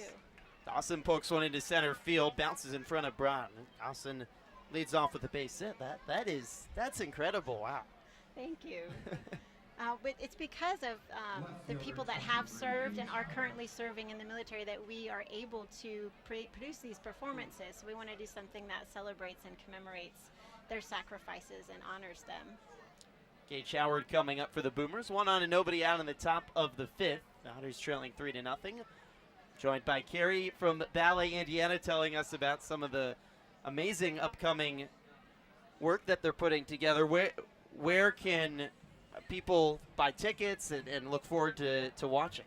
So you can find a lot more information at our website, which is balletindiana.org. You can get tickets, you can donate, and you can get more information about everything that we have going on. Howard fouls one straight back, 0-1. I'm curious, what does the process look like from when you decide, you're putting together this amazing event this spring, the practices and the production, putting that all together, what does that look like? Well, there's a lot of planning in advance for the technical and artistic aspects. For the dancers, they audition in January and they rehearse all the way through until the show. Howard takes outside, 1-1. What are the ages? How do you find? Well, we have dancers as young as 3, and they're precious. And then we have all the way through to adult dancers. Okay.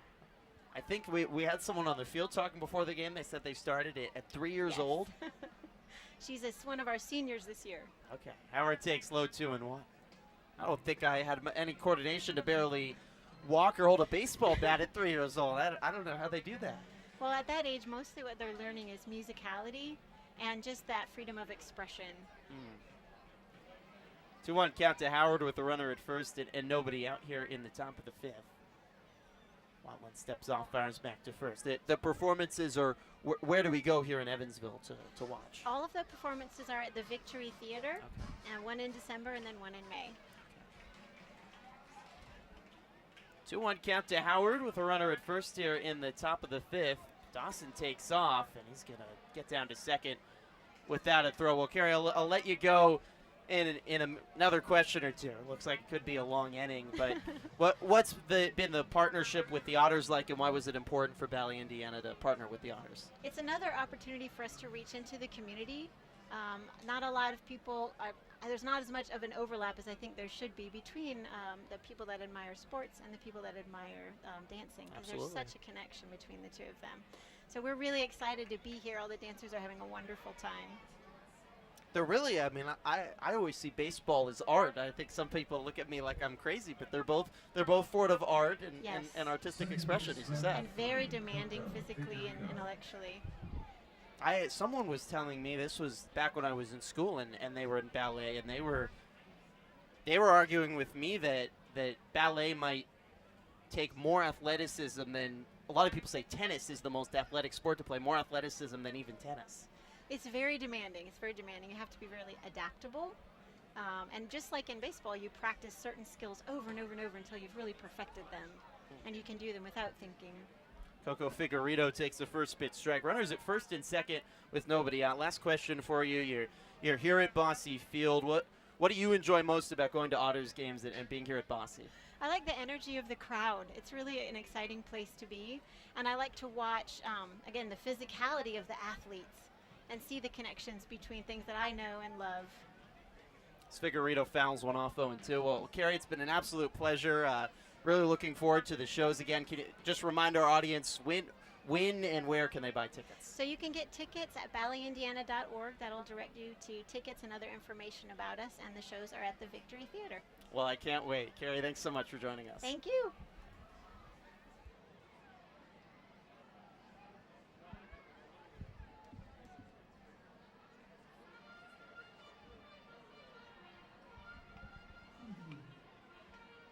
Figueredo steps out, 0-2 count with 2 on and nobody out here in the top of the 5th. Thanks so much to Carrie from Ballet, Indiana, joining me. One of the excellent partnerships here with the Otters on this Saturday night. Ballerinas are incredible, the athleticism that it takes, as Carrie was taking. It's unbelievable. 2 on, nobody out here in the top of the 5th. 0-2 count to Figueredo. Pitch home. Popped up high in the air into right field. Jeffrey Baez coming in. Out is Bost, and over is Broughton to make the catch. That was the last Otter I thought out of the 3 that would make the catch in shallow right, but a center fielder typically gets to call off everyone around him.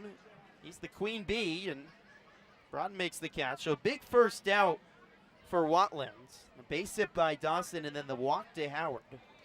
Putting 2 on with nobody out. Pop out by Figueredo. Makes it 1 out, and Kyle Fitzgerald, the first baseman, coming to the plates. 3-0 Schaumburg leads here in the top of the 5th. First pitch to Fitzgerald. Low, 1-0. 3 runs on 7 hits, no errors for Schaumburg. No runs on 5 hits, 2 errors for Evansville. Boomers put 2 runs together in the first, 2-run home run by Chase Dawson, and then an RBI double by Coco Figueredo in the 3rd inning, adding another run. Luis Perez has worked out of some trouble for 4 shutout innings. 1-0. Swing and a half miss by Fitzgerald. More like a miss and a half swing.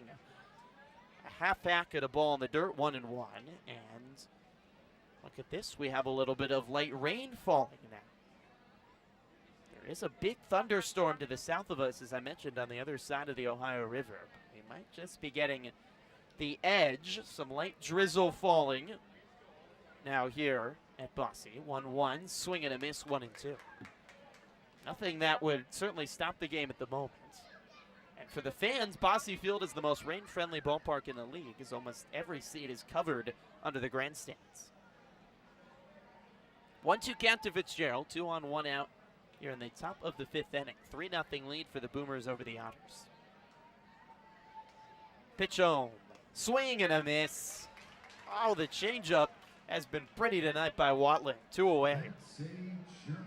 6th strikeout of the night for Watland. And the changeup has worked for Watland tonight. It's been a thing of beauty. A lot of swings and misses by Boomers batters. So 6 Ks for Watland, 2 outs, and he'll face Travis Holt now in for Will Prater. Prater was hurt a couple innings ago, got hit in the hand by a ball playing 3rd base, and Holt had to come in for him defensively. And this now Holt's first at bat as he takes a pitch inside, 1-0. And what do we have here? Concern about an injury. Must have been something that home plate umpire James Purnell saw right away. He walked right out to the dugout, and quickly Max Peterson, the Otters pitching coach, and athletic trainer Mandy Flagg out to check on Watland. I'm not sure at all what happened.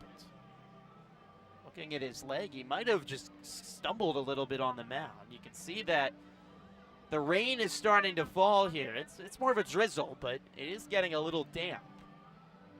Maybe he slipped a little bit. James Purnell looking out for him, trying to make sure he's okay. It's a 1-0 count to Holt with 2 on and 2 out. A light drizzle falling here at Bosse. And we hope that it stays at that, but well, it's going to be really close if we're clipped by a thunderstorm or not in the next 20 minutes. We can play through a light drizzle, but we certainly can't play through pouring rain. Looks like Justin Watland is okay for now, but Max Peterson signaling for the Otters bullpen to get loose as well.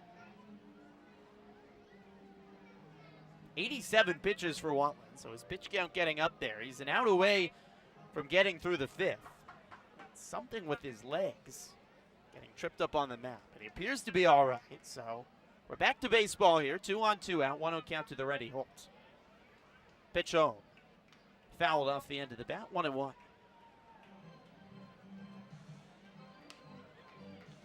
Dawson at second, Howard at first. 2 outs in the top of the 5th. Schaumburg leading Evansville 3-0.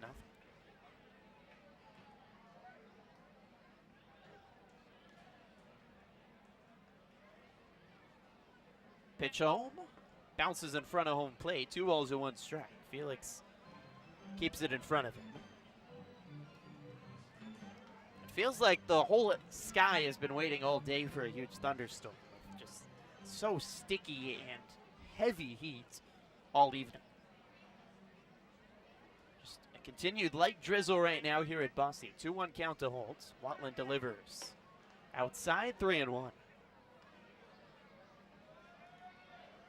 Dawson led off with a base hit. Walk to Howard. Back-to-back outs for Watland. Now 87 pitches.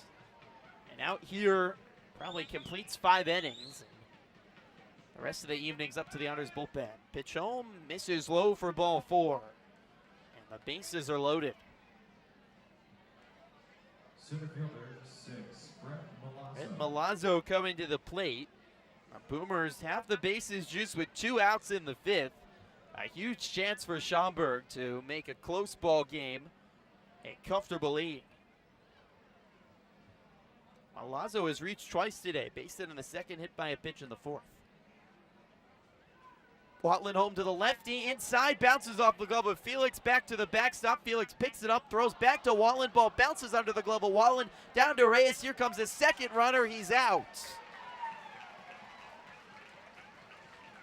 Dawson scores from 3rd on the pass ball. Howard kept on going as Felix threw it back to Watland under his glove, and Reyes threw back home to Felix to tag out Howard and end the inning. So the Boomers get 1 more run, but Howard thrown out at home to end the inning.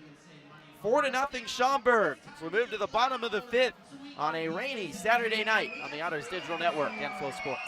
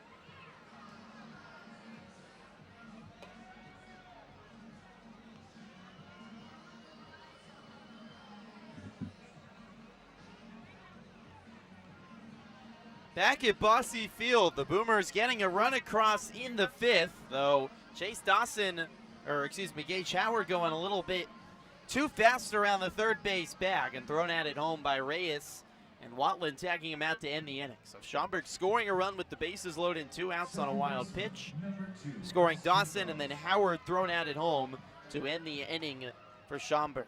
2 in the first, 1 in the third, 1 in the fifth for the Boomers to take a 4-0 lead, and the Otters offense is going to need to wake up soon. Austin Bosse leads off for the Otters and takes the first pitch strike. Luis Perez has allowed a hit in every inning he's pitched, but he has limited damage time and time again. 0-1. Line down the left field, line over as Howard will one up in front of his glove. Third hit of the pro career for Austin Bosse.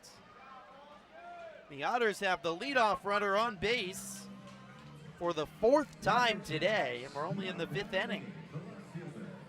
Back to the top of the order, the Edward Jones leadoff batter, Noah Myers. The drizzle has stopped for now here at Bosse, and we'll knock on wood that the thunderstorm to the south misses us. Perez home. Myers takes low 1-0. 4-0 Schaumburg in the bottom of the 5th inning. 4 runs on 7 hits, no errors for Schaumburg. No runs on 6 hits, 2 errors for Evansville.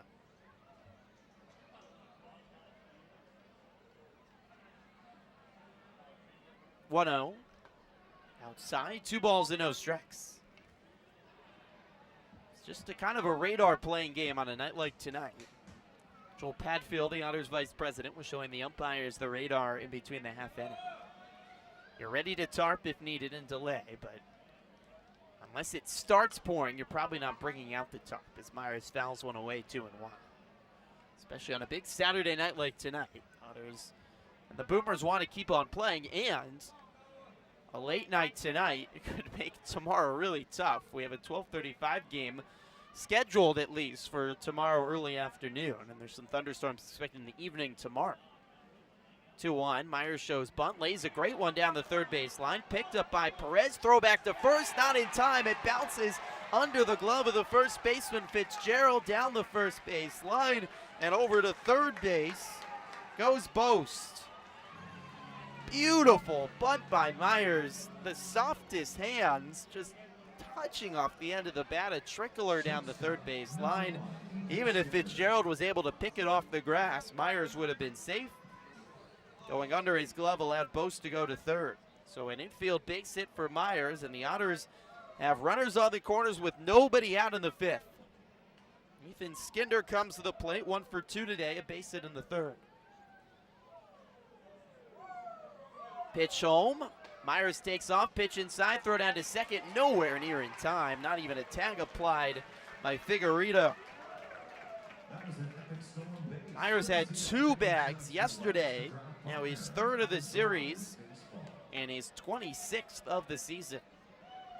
The Otters have taken advantage on running against Sonny Ulianu. Evansville 6 stolen bases already in this series. 2 in scoring position now with nobody out and 0-1 count to Skinder. Pitch home. Check swing by Skinder. He went around. 0-2. The Otters have James Crick warming in the Evansville bullpen, likely for the 6th inning. By the way, on the rain, if you complete 5 innings, then a game can be marked final. So if this inning finishes and heavy rain does appear and render the end of this game impossible to complete tonight, the game would just be marked as final for whatever the score is. 0-2. Line down the right field line. This will be a fair ball. Rolling all the way to the warning track. Bosse walks home. Myers will score a 2 RBI double for Ethan Skinder. Cuts the lead in half.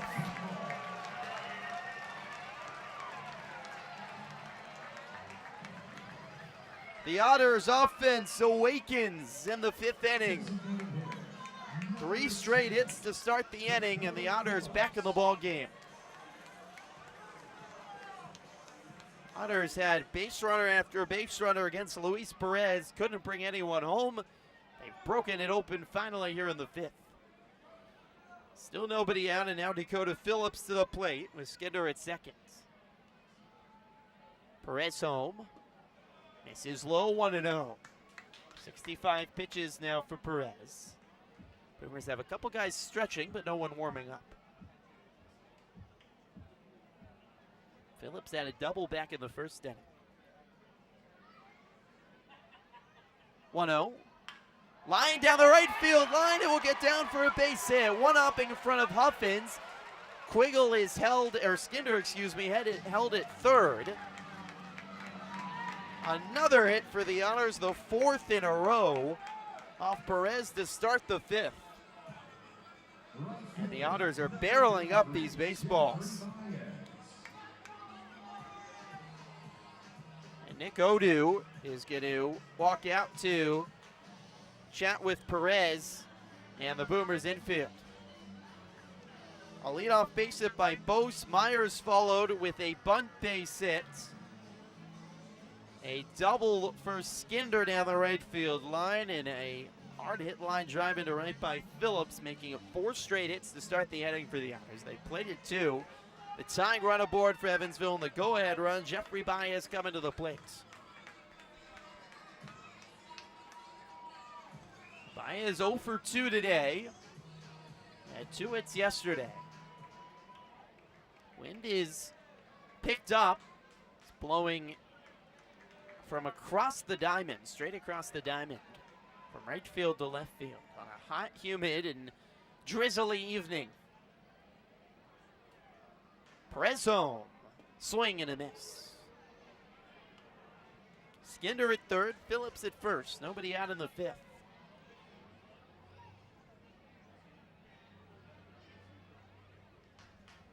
Perez working out of the stretch, peeks over at first at Phillips.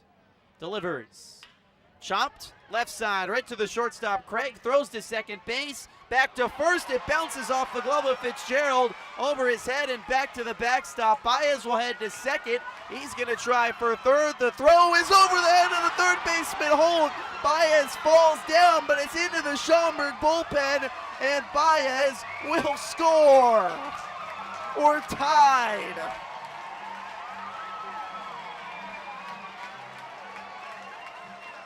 The forces with Evansville on Star Wars night, and the Boomers have become the Bad News Bears.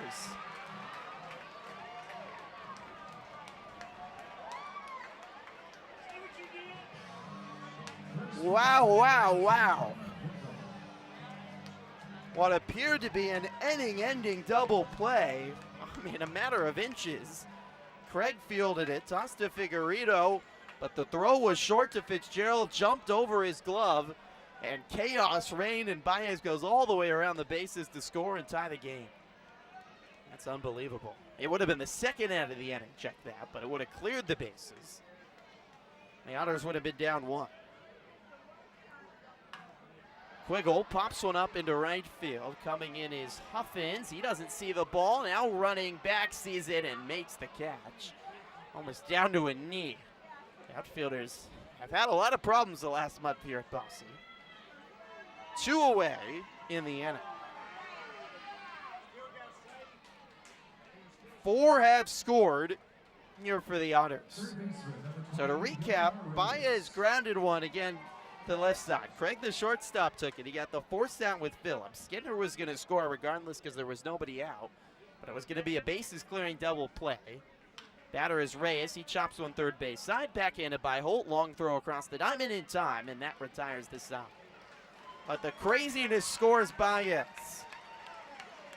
The bounce ball by Figueredo under the glove of Fitzgerald. Back to the backstop. It allowed Baez to go all the way around to second. It got all the way back to the Otters bullpen. Baez kept on going to third, and then the throw by Fitzgerald went over the head of Holt. Baez fell down rounding third, but it didn't matter because the ball was now in the Boomers bullpen, and that tied the game at 4. We got a tight ball game. We go to the 6th on the Otters Digital Network and Flow Sports.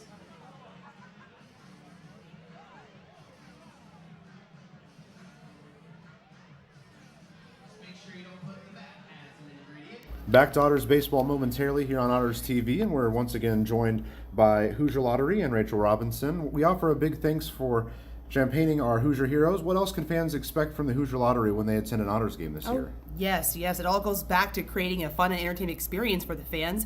While enjoying the game, fans should keep watch for the Hoosier Lottery Jackpot Toss, Powerball Double Play promotion, and Strikeout Batter of the game promotions. Throughout the season, as the Otters turn a double play or the visiting team's batter strikes out, select fans will also win Hoosier Lottery prizes.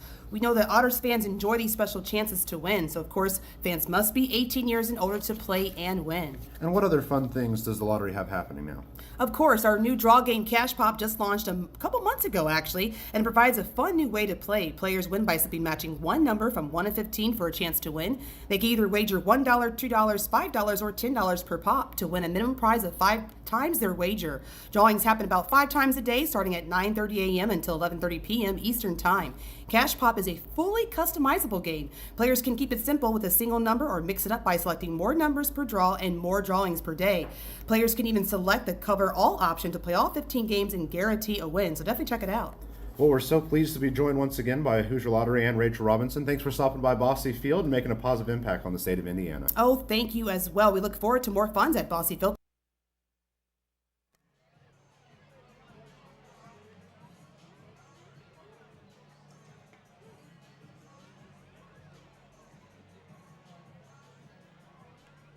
Back at Bosse, another tight game for the 5th straight night as part of this 6-game homestand. We're all tied at 4 between the Otters and the Boomers after a 4-run 5th for Evansville. It's a bullpen game now for the Otters. James Crick into the game for the Otters. 4.26 ERA on this season for Crick. His 23rd appearance. 31 2/3 innings pitched, has allowed just 15 earned runs on the season. 29 strikeouts, but does have 22 walks. Just the second outing of the homestand for Crick. So face Brett Milazzo. Lefty takes the first pitch strike on the outer third. Drizzle's coming down a lot harder now here in the top of the 6th inning. But we're playing through it, and as is the greatness of Bosse, almost everyone is covered under the grandstands and not affected by the rain. 0-1. Milazzo grounds it right side. Pretty backhand on the grass by Quiggle, and he races to the bag to beat Milazzo. 1 away. Evansville Otter fans, 2023 brings new opportunities to catch all the latest Frontier League action. Be sure and check out the Frontier League and your Evansville Otters on Flow Sports, the official streaming partner of the Frontier League. Never miss a game and follow along all the way to the championship. Just visit EvansvilleOtters.com for links to watch and subscribe today for all Frontier League and Flow Sports content. 1 out, and it brings up Sonny Ulianu, who swings and misses at the first pitch up in the zone.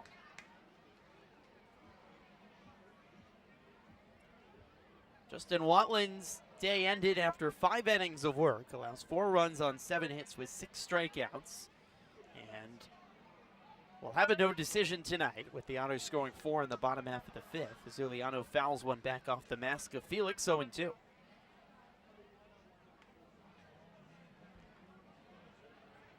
What a crazy 5th inning for the Otters.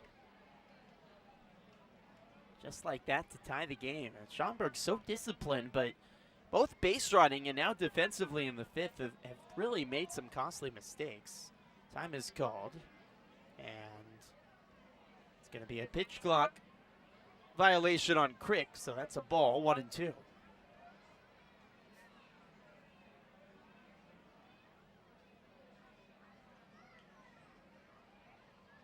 Crick home, high, 2 balls and 2 strikes to Ulianu. Otters scoring 4 runs in the 5th inning. Started with base hits by Boston Myers. Skinder drove them both in with a double. Phillips notched a base hit to right, and then Baez grounded what looked like it was going to be a 6-4-3 double play, but the ball bounced past the glove of the first baseman, Fitzgerald.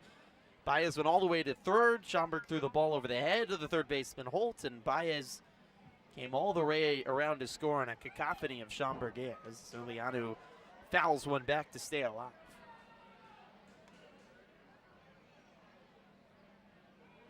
I was curious to see how many errors would be ruled to Schaumburg on the play. It's going to go down as 2 errors. Baez reaching on a fielder's choice, and then an error. Here's the 2-2. Swing and a miss. Ulianu down on strikes, 2 away.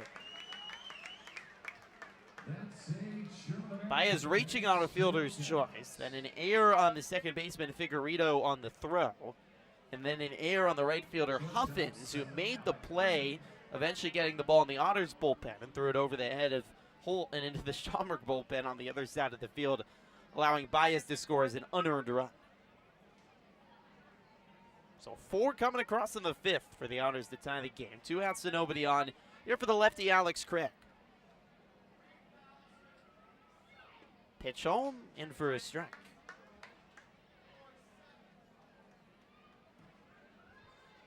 Two outs, nobody on. James Crick looking for the first 1-2-3 inning for either side today. Another long game at Bosse Field. What do you know? The 0-1 chop right side coming in. Quiggle fields it on the grass and steps on the bag for an easy 1-2-3 inning for Crick. He needs just 10 pitches to face the Boomers down in order. Move to the bottom of the 6th, tied at 4 on the Otters Digital Network and Flow Sports.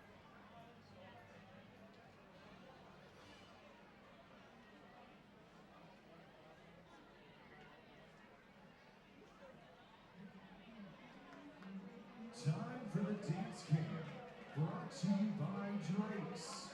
We need everybody to get up and dance, because Drake's is your go-to for 24 beers on tap. Big burgers and the freshest sushi in all of Evansville. Visit Drake's at 1222 Westwood Road or drakes.play.com. Now let's dance. That beautiful Bosse Field is the venue for your next celebration. With one of our great slate of picnics, and you and your guests will receive an exclusive Honor Special Edition dance. If you'd like to be a part of an upcoming Otters home game, it's simple. Go to evansolaters.com or call 1-2-4-3-5-8-6. Welcoming Jackson and Jaden Hine, all the way from the windy city of Chicago. Jackson and Jaden, welcome to Bosse Field and enjoy your Otters game night experience. Bottom of the 6th inning on a hot and rainy night from Bosse Field. A crowd of over 3,000 this evening taking in Otters baseball, and they've got a great game. Schaumburg 4, Evansville 4. And Luis Perez, after the Otters plating 4 runs off him in the 5th, will remain in here for Schaumburg in the 6th inning. Josh Braun will lead off for the Otters. The 5th straight game that is tight going into the latter innings here at Bosse. All of the first 3 games were 2 runs or closer going into the 7th inning or later. Three games against Florence, and then, of course, last night's thriller for the Otters winning in a sudden death playoff after going to extras. Josh Broughton taking a first pitch high for a ball. It's been a lot of baseball, but it's been a lot of entertaining and exciting baseball. Braun drives one into center field. Milazzo back at the warning track, makes the catch along the wall. Braun twice has just missed a home run to left center. Milazzo making it with his back along the wall. 1 away, and it brings up Justin Felix.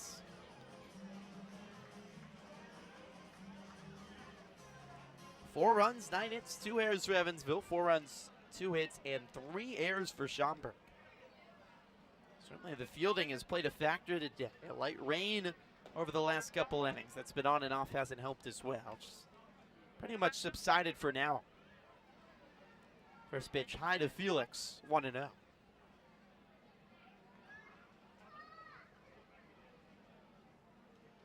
Perez home, low, 2 balls and no strikes to Felix. Otters trying to take the first 2 games of a series for just the 2nd time since May.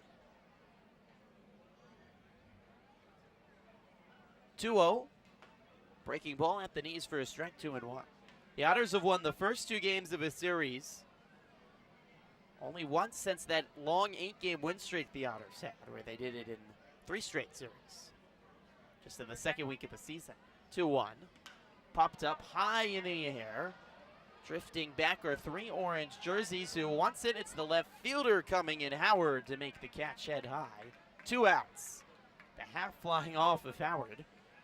The breeze has really picked up. My goodness, the American flag out in center field right now is gusting from right field across to left field. The wind is dramatically picked up in the last couple minutes. That really made that play hard. Howard able to reel in the catch.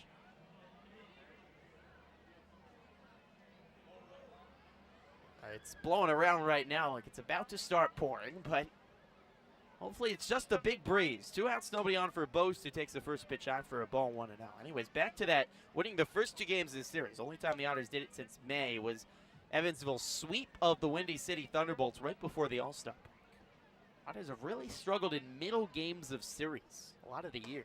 1-0 on the outside corner, a strike 1-1. Otters have lost their last 5 series middle games. They haven't won back-to-back games either in a series since before the All-Star break, also that Windy City series. 1-1. Inside, 2 balls and 1 strike. It's interesting because now the wind shifted. If Broaden hit that ball now, it almost certainly carries out of the yard. Hit it about a minute too late. 2-1, check swing by Bosse, he went around 2-2.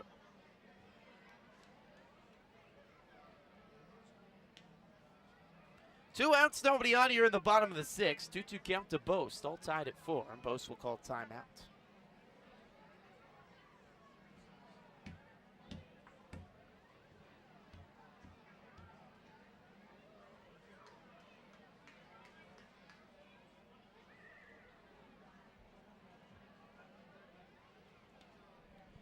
Two home, swing and a miss. Perez pounds his chest as he strides back to the Schaumburg dugout. How about a quick 6?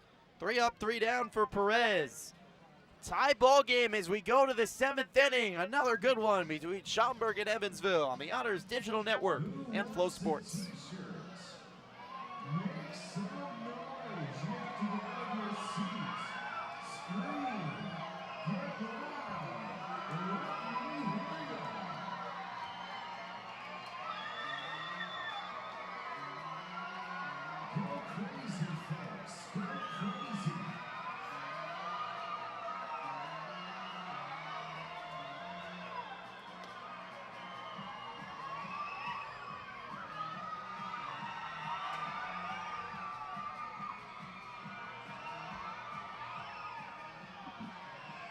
The jerseys, the Otters are wearing going to be action on the later. Game for the action will conclude directly following the last out of this 7th inning. Head to the main tunnel to place your bid. You have 6 outs left to place bids. Let's get the line to make them a comfort of your own home self-service options. And here is your proud partner of Evansville Otters Baseball.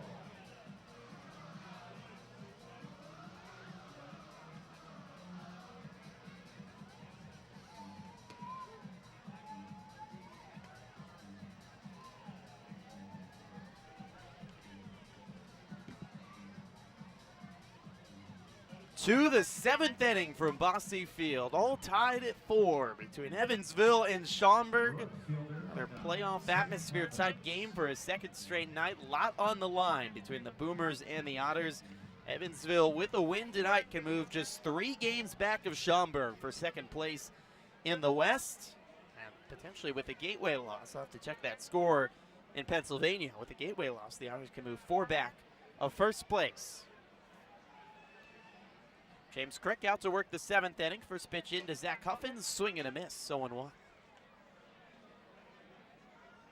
Huffins is 0 for 3 today. James Crick up for his 2nd inning of work. He worked a just 10 pitch in order 6th inning out of the bullpen. 0-1. Oh, look out inside. Huffins backs out of the way up near his face. 1-1. Gateway does lead Washington, bottom of the 9th in Pennsylvania. 5-2 lead for the Grizzlies over the Wild Things. So it doesn't look like the Wild Things will clinch that series tonight. They'll play a rubber match tomorrow. 1-1, chopped up the middle. Diving Skinner to glove it, spinning around, throw to first. Gets to Quiggle, but not in time. Huffins beats it by a good stride. How did Skinner get to that baseball? I don't know. up the middle in center field. Well, we're talking with Indiana Ballet earlier. I mean, Skipper's got a pretty good pirouette. Field it, spin around on his right foot, and somehow still make the throw. Didn't get enough on it to get Huffins, though. So an infield base hit for Zach Huffins to lead off the 7th. Brings up Chase Dawson. The Otters are going to get the bullpen going back again. Wind continues to gust here at Bosse Field. Pitch home. Popped up by Dawson into right field. Baez racing over towards his left. The ball carrying it makes the catch. 1 out. For landscape design that is truly unique, look to locally owned Wild Horticulture. Whether you need to design and construct a large-scale landscape project for your business, or looking to create an epic backyard retreat complete with plants, water, and light installation, the experienced team at Wild can take your ideas to the next level. You've likely seen their creative work all over town. Wild Horticulture has the skills and resources to deliver inspiring spaces and bring your ideas to life. If you have a project in mind, find them on Instagram and wildspaces.com. Lefty batter Gage Howard swings at the first pitch, chops it to the left of the third base back. Just took a hop to the left right before it got to the back.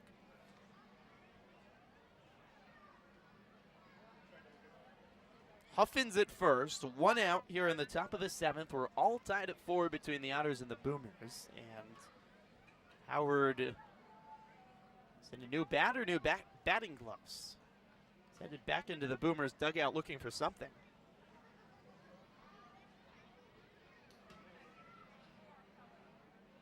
Andy McCauley wants to know what the big deal is. I think he might also be frustrated with how long this is taking. Yeah, the pitch clock right now is off. The Otters were upset yesterday with, in the 10th inning, the 12-pitch at bat with Will Prater at the plate at the 10th. He got to use not 1 but 2 disengagements and a lengthy one to go get new gloves. According to Frontier League rules, he shouldn't have got that second disengagement as a batter. So Howard has a new bat. Went all the way back to the dugout to get it. Back on the bump is Crick. He fires back to first. Huffins dives in safely under the throw.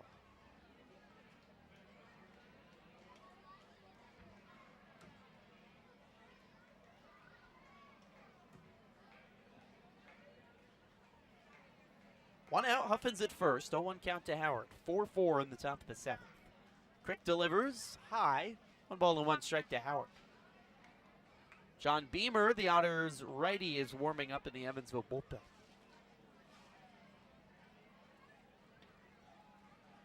Just a very light drizzle still falling here at Bosse, and the wind has died down a little bit. Wind was strong enough, they took the umbrellas away from the fans in the Chronister patio deck. 1-1, runner takes off. Felix, good throw down to second. Out is Huffins. Justin Felix showing off the arm with a laser bolt of a throw to second. Bose tags him out, and just like that, 2 outs in the inning. Felix has really flashed to the glove today in his second start as at catcher since coming off the IL. 1-2 count to Howard. Crick's a strike away from the inning being over. Pitch home, sails high, 2-2. Huffins thrown out trying to steal. Clearing the bases here in the 7th. Boomers have a righty warming in their bullpen. Press worked in order 6. See if the Boomers and Jamie Bennett decide to bring him out for another inning. 2-2, swing and a miss. Fastball up and away. Howard strikes out. What an excellent 2 innings make it for James Crick. He faces the minimum over 2 innings, and it's time to stretch at Bosse Field. Otters 4, Boomers 4. Andy McCauley still not happy with James Purnell. We'll be right back on the Otters Digital Network and Flow Sports.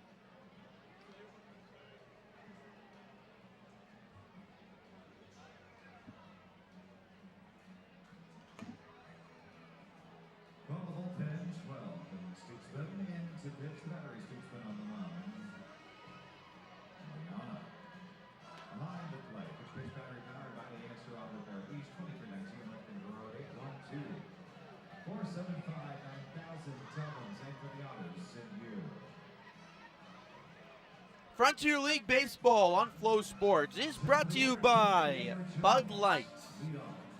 Batter of the game, in left field 9, Noah Myers.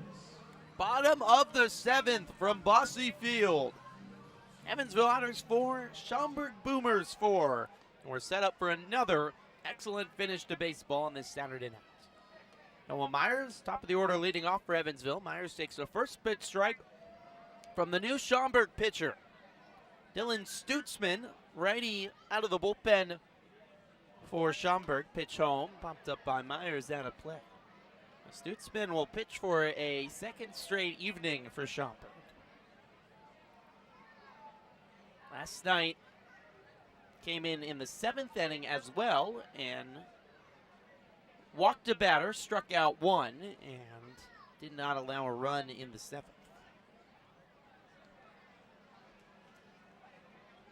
He walked Myers, 2-out walk before striking out Quiggle to retire the side as Myers fouls one straight back to stay alive, 0-2.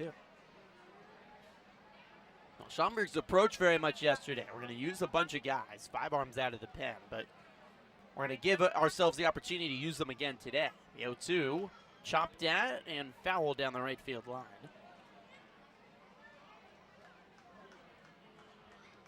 Give the Otters a chance to or give the Boomers a chance to use all the guys again because they used them just for one inning, so none of the pitchers were really extended super long. Joyce probably can't be used again today.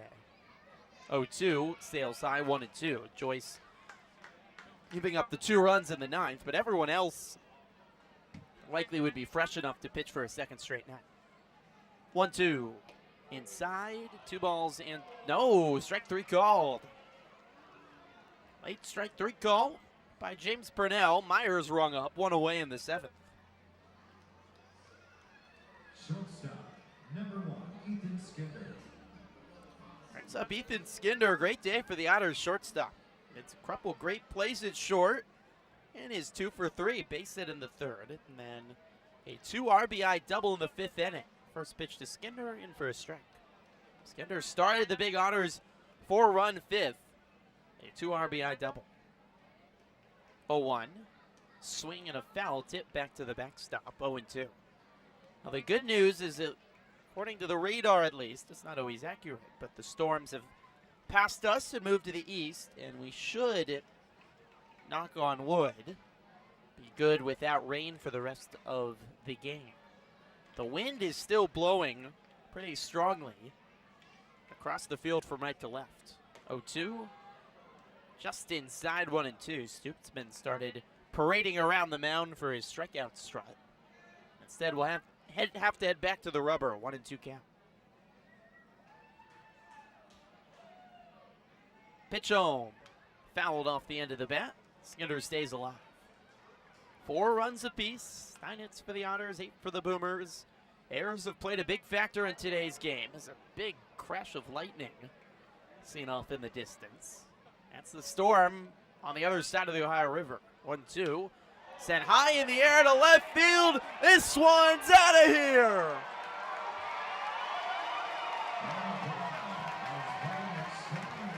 Boom goes the lightning, and boom goes the bat of Ethan Skinder to give the Otters a 5-4 lead.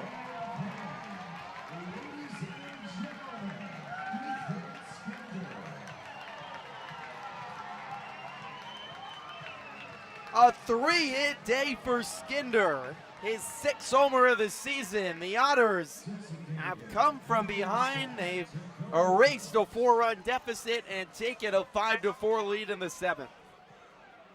Almost like an omen off in the distance, a crack of lightning. And the very next pitch, Skinder destroys over the left field wall on no doubter. Dakota Phillips takes a first pitch strike. 3rd straight night, the Otters have a home run. They've all been in the latter innings. Last 2 nights were both in the 9th, and now the go-ahead home run by Skinder in the 7th. The Otters all of a sudden are 6 outs away from taking this series from Schaumburg.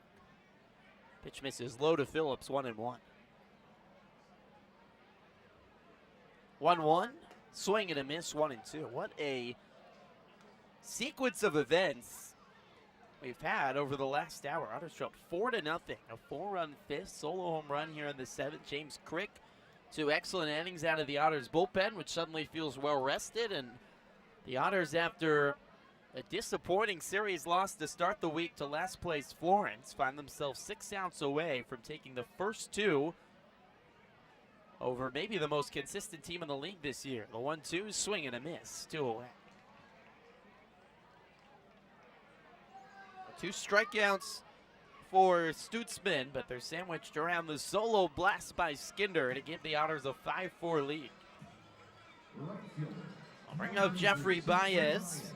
0 for 3 today, but boy, did he have a trip around the bases to tie the game in the 5th, reaching on the fielder's choice, and then 2 throwing errors by the Boomers, and came all the way around to score.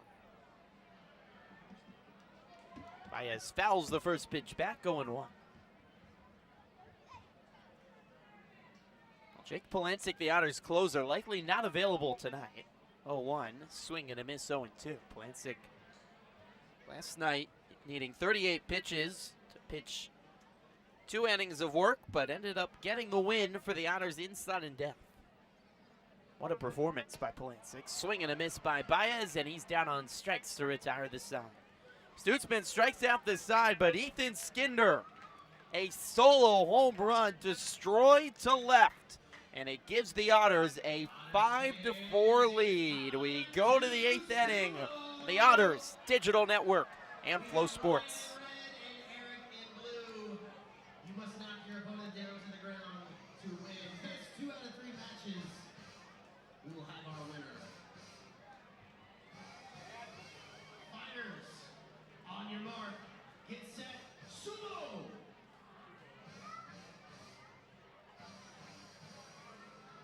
So much belly. Only force here is gravity, people. Somebody throw somebody.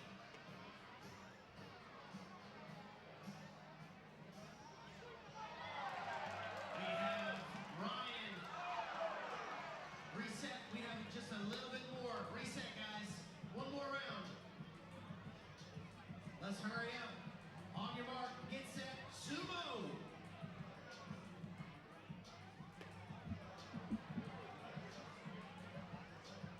Throw him down. Oh! I think blue might have been up first. So we have a tie tonight. Give it up for Ryan and Aaron. Welcome back to Bosse Field. Otters have scored 5 unanswered to take a 5-4 lead to the 8th inning. John Beamer into the ball game for Evansville, and the Otters 6 outs away from taking down Schaumburg, clinching the series, and going for an unprecedented sweep of the Boomers tomorrow afternoon. 4 in the 5th for Evansville, a solo go-ahead home run by Ethan Skinner in the 7th, giving the Otters a lead. John Beamer coming into the game, his 31st appearance of the season, leads the Otters, 3.29 ERA for Beamer, 49 strikeouts in those 41 innings, just 16 walks. Coco Figueredo set to lead off for Schaumburg.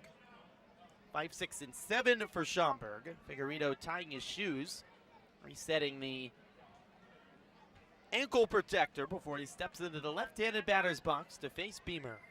Under the lights on a breezy and drizzly Saturday night. Beamer home, swing and a miss. Beamer is pitched twice in this homestand, both against Florence. Last outing on Thursday against the Alls. He winds on the right side of the rubber and delivers. Outside, 1-1. Beamer allowed 4 hits on 3 runs. 1 walk. And 42 pitches needed.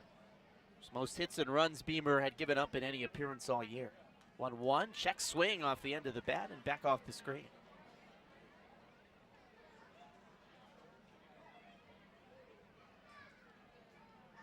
So Beamer looking for a bounce-back performance, trying to pilot the Otters to win back-to-back games in a series for the first time since before the All-Star break.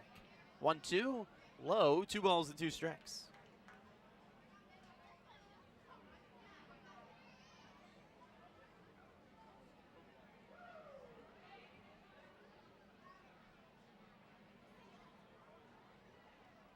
2-2.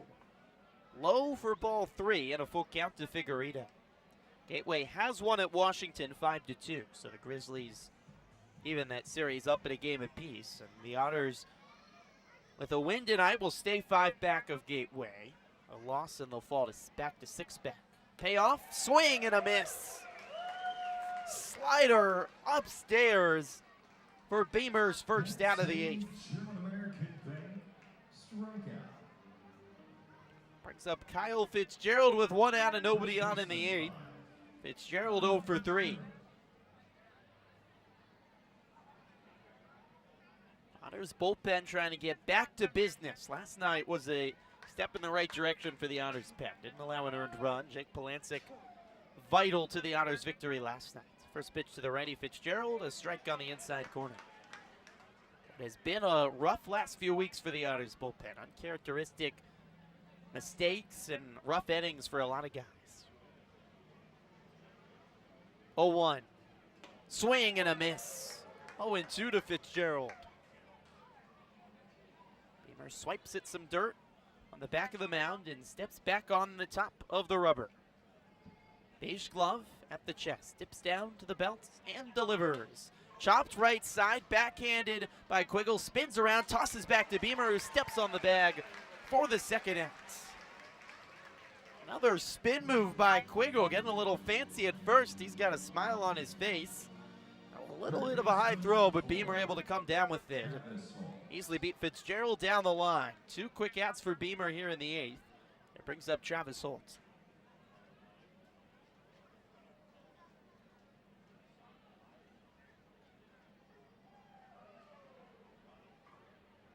Ready, Holt. Beamer home. Just low, 1-0. Holt pinching. It was a defensive replacement, I should say, for Will Prater. After Prater was hit in the hand at third base, had to exit the ball game. 1-0. Holt takes a strike on the inner third, 1-1. Holt walked in his first at bat back in the 5th, hitting .225 on the season. Otters 4 outs away from a victory. 1-1. Outside, 2 balls to 1 strike. Otters have just 1 4-run comeback this season. That was against Windy City. It's part of that all-star sweep for the Otters, right before the all-star break, a sweep. 2-1. Fly down the right field line. Baez racing over, looking up, and bouncing into the Otters bullpen.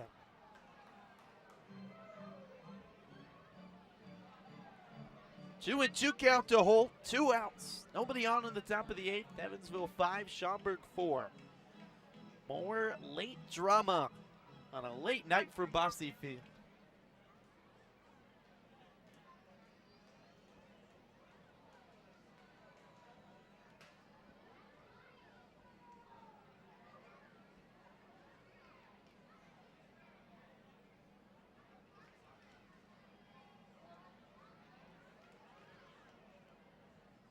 Two. Chopped left side. Reyes, the third baseman, over to his right to glove it. Throws across the body, beating Holt by a stride. Beamer sends the Boomers down in order in the top of the 8th. Evansville back up to bat as they lead 5-4 on the Otters Digital Network and Flow Sports. It's race day at Bosse Field. We have the AZIP legend Zip. We have Benjamin Bosse, F.J. Wrighton, William Henry Harrison, each representing a row that our Otter Bells have picked out. And if that legend wins, the row they represent is getting the prize. Legends, on your mark, get set, go! They are Evansville legends.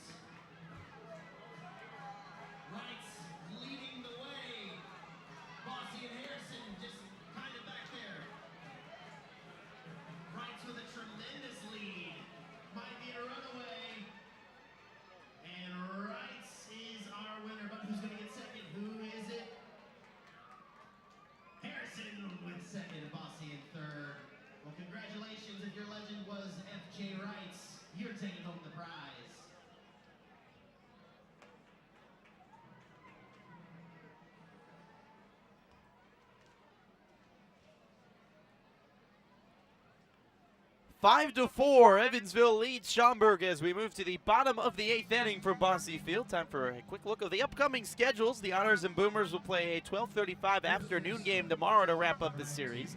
After a Monday off day, the Otters at Windy City, and then they return home next weekend to play Washington. Schaumburg on the other side, home against Joliet to start their week, and then continue a 6-game homestand against Windy City from Wintrust Field in Chicago. Quiggle leads off the bottom of the 8th inning.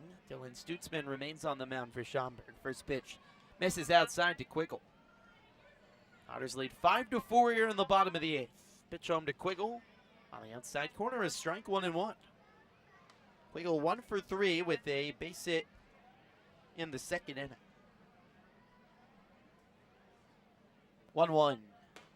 Inside, 2 balls and 1 strike.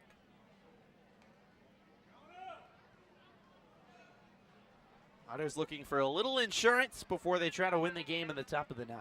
2-1. Inside corner for a strike. Quiggle trying to convince James Purnell that it hit his elbow. And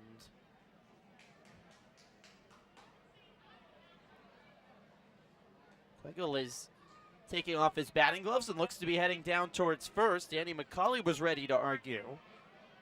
But now it's Jamie Bennett, the Boomers manager, out to discuss with Purnell. And they are going to give the hit pitch to Quiggle that it just clipped his elbow. So the leadoff runner aboard for the Otters here in the 8th. Schaumburg, by the way, in the 9th. They'll have 8-9-1 coming up. Malazzo, Ulianu, and Craig. But first, the Otters have already scored 5 unanswered, looking for a few more runs in the 8th. Omar Reyes, righty batter, digs in. Pitch home from Stutzman. Strike on the outer third.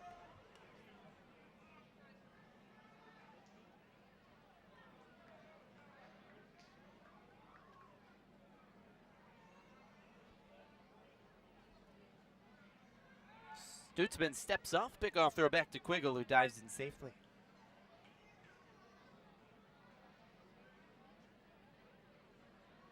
Otters 3 outs away from taking the series from the Boomers and going for a sweep tomorrow. 0-1, sails high, 1-1. At this time yesterday, with the Otters offense struggling and trailing by 2, who would have thought that was possible? 2-run comeback last night for the Otters. They've scored 5 unanswered tonight to come from 4 behind. 1-1. Lined into left field, a base hit. Cutting it off and left is Howard. Going to third is Quiggle. Reyes will try for second. He is out. Figueredo tags out Reyes. Good play by Howard, cutting off the ball in left center, and a good throw for the first out of the inning. Quiggle, though, does go to third as an insurance run for Evansville. Bring up Josh Broughton. Infield is in for Schaumburg. All 4 infielders with their toes on the grass. Broughton 1 for 3 today, hitting the 4th. Pitch home. Check swing. Did Broughton go around, appeal to first? No, he didn't.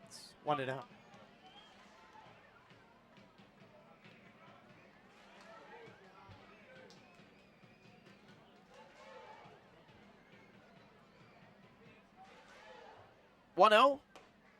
On the outside corner is strike 1-1. Well,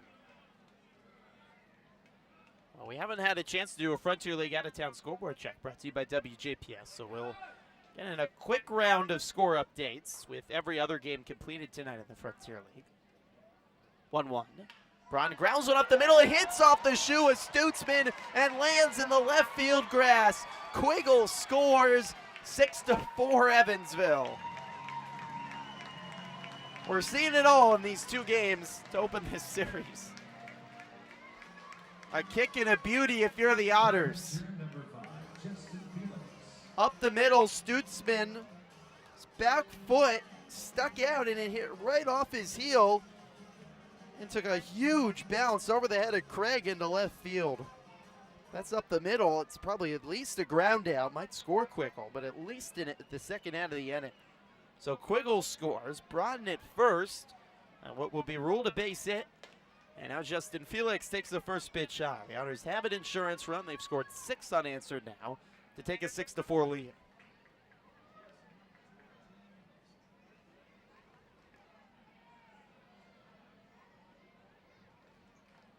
One to Felix. Brodin takes off, pitches high, throw down to second's a good one, and out is Brodin. Excellent throw by Ulianu. The Otters have run on him all weekend, but a picture-perfect throw to get Brodin, and just like that, 2 away. 2-0 count now to Felix. So your quick scoreboard update. So we mentioned Gateway beating Washington 5-2. Elsewhere in the West, Florence, all of a sudden they've won 4 in a row. The Owls take down the Thunderbolts 6-1. While the Crushers' struggles continue, Felix swings and misses 2-1. Joliet defeats Lake Erie 5-0. The Crushers have not won a game since last Wednesday against the Otters. Lake Erie has lost 9 in a row. Oh my goodness. 2-1. Chopped left side over the third base backhanded by Holt. Long throw in time at Fitzgerald. The stretch. No, they're going to say he was off the bag. What a throw by Holt. Fitzgerald, a long stretch. And Ty Umthank at first saying he didn't keep his foot on the bag as he brought in the baseball. An unhappy Jamie Bennett running out to discuss with Umthank. The calls have not gone Schaumburg's way in the first 2 games of this series.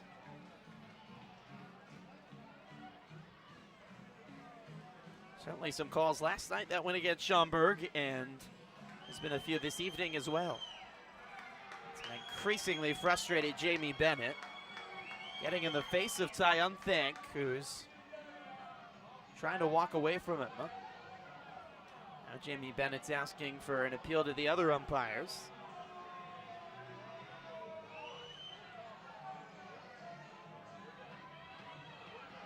Ty Umthank walking away. Jamie Bennett back to the dugout. A few quick words now between this 3-man Frontier League umpiring crew.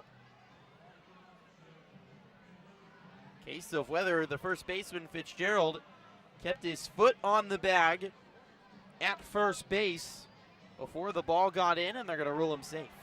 Again, the sign that Fitzgerald was off the bag as he tried to make the throw. So it will be an infield base hit for Felix. Second baseman, number 2, Austin Boast. The 13th hit of the day for the Otters, as it brings up Austin Boast. Otters have walked just once today and hit by a pitch, but they have earned this comeback. 6 straight runs for the Otters, and they've piled up 13 hits on excellent Schaumburg pitching. Stutzman home, swing and a miss by Boast. A few other scores tonight. Quebec defeats Sussex County 11-2 to even up that series at a game apiece. New York also evens up their series at a game apiece. 7-3 win over Trois-Rivières. Tri-City bounces back from a loss last night to beat New Jersey 8-5. Check swing by Boast to win around 0-2.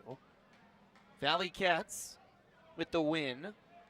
Past New Jersey back in the standings. Now a half game up on New Jersey in the East. And Ottawa walks off Empire State in a sudden death tiebreaker to win 10-9. That's your out-of-town Frontier League scoreboard this evening, brought to you by WJPS 107.1. 0-2 count to Boast, 2 outs, runner at first in the bottom of the 8th, and the Otters leading 6-4.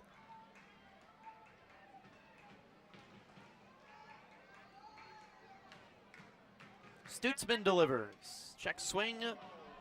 Boast stilled up. Pitch just outside, 1-2.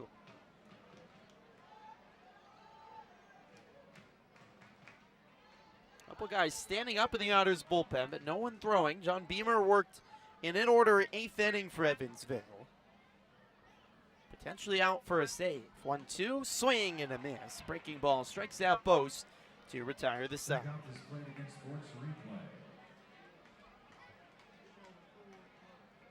Strikeout of Boast ends the inning, but how about this play? Josh Braun bouncing one off the back of the foot of Stutzman, scoring Quiggle for the Otters insurance run, and they lead 6-4 as we go to the 9th on the Otters Digital Network and Flow Sports. So we can see what Holy Moly's up to.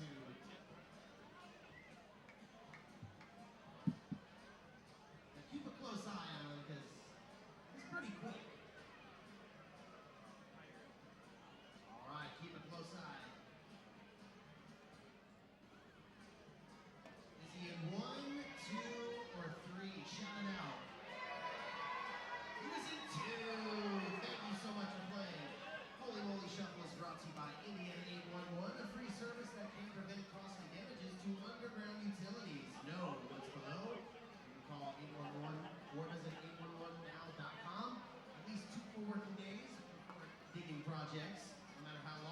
were small.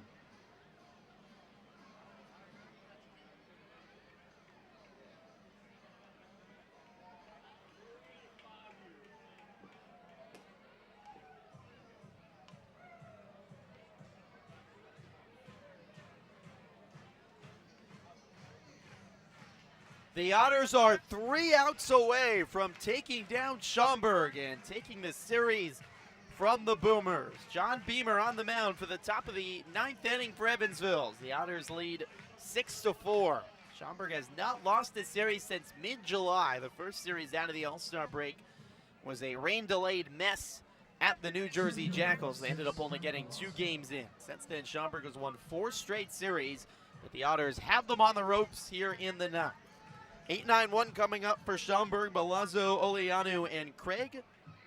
John Beamer looking for his 2nd career save. Back at it on the bump for his 2nd straight inning. Right side of the rubber for Beamer. Delivers. Chop left side. Reyes plays it back on a hop. Throws to first. Beating a sprinting Milazzo by his stride. 1 pitch, 1 out in the 9th. Jake Polancic, who pitched 2 innings last night and earned the win for the Otters, their closer. As mentioned earlier, probably not available tonight, but Beamer, who filled in for Polancic in the closer role for a few weeks when Polancic was with the Canadian national team, will look for his 2nd career save. First pitch to the catcher Oleanu, in for a strike. Number 9 batter for Schaumburg, 0 for 3 today with 2 strikeouts. 0-1. Swing and a miss, 0-2.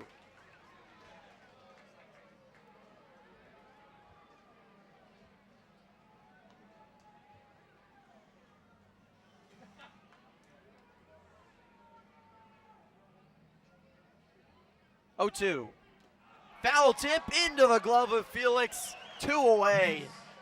What a pitch by Beamer, falling out of the zone, and what a snag by Felix to hold on to the baseball and secure the strikeout. 2 quick outs for Beamer, and just like that, the Otters an out away from winning the series. Alex Craig, the shortstop, comes to the plate for Schaumburg. Beamer home. This is low, 1-0 to the lefty Craig. Leadoff batter for the Boomers is 1 for 3 today. Based it in the 1st and came around to score. Schaumburg scored the first 4 runs of the game. Evansville scored 6 unanswered. 1-0. Outside corner for a strike, 1-1.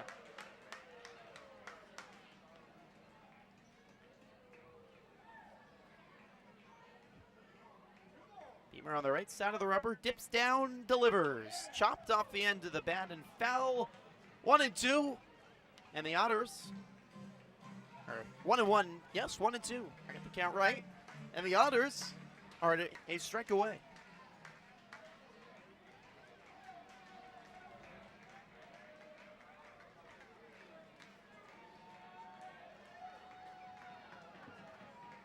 One-two home. Just missed, 2-2. Otters looking to end a 3-game series losing streak, first time all season. Trying to snap the Boomers' 4-game series winning streak. A strike away. 2-2. Just outside again, a full count. Well, the Boomers were a strike away from winning last night in this exact same situation. The Otters completed the comeback. It's not over until that 27th out.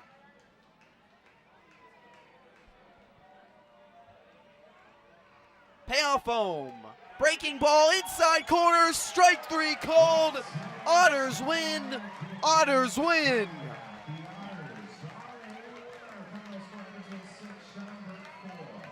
A 4-run comeback for Evansville, 6 unanswered. And the Otters take down the Boomers to clinch the series, and they'll play for a sweep tomorrow.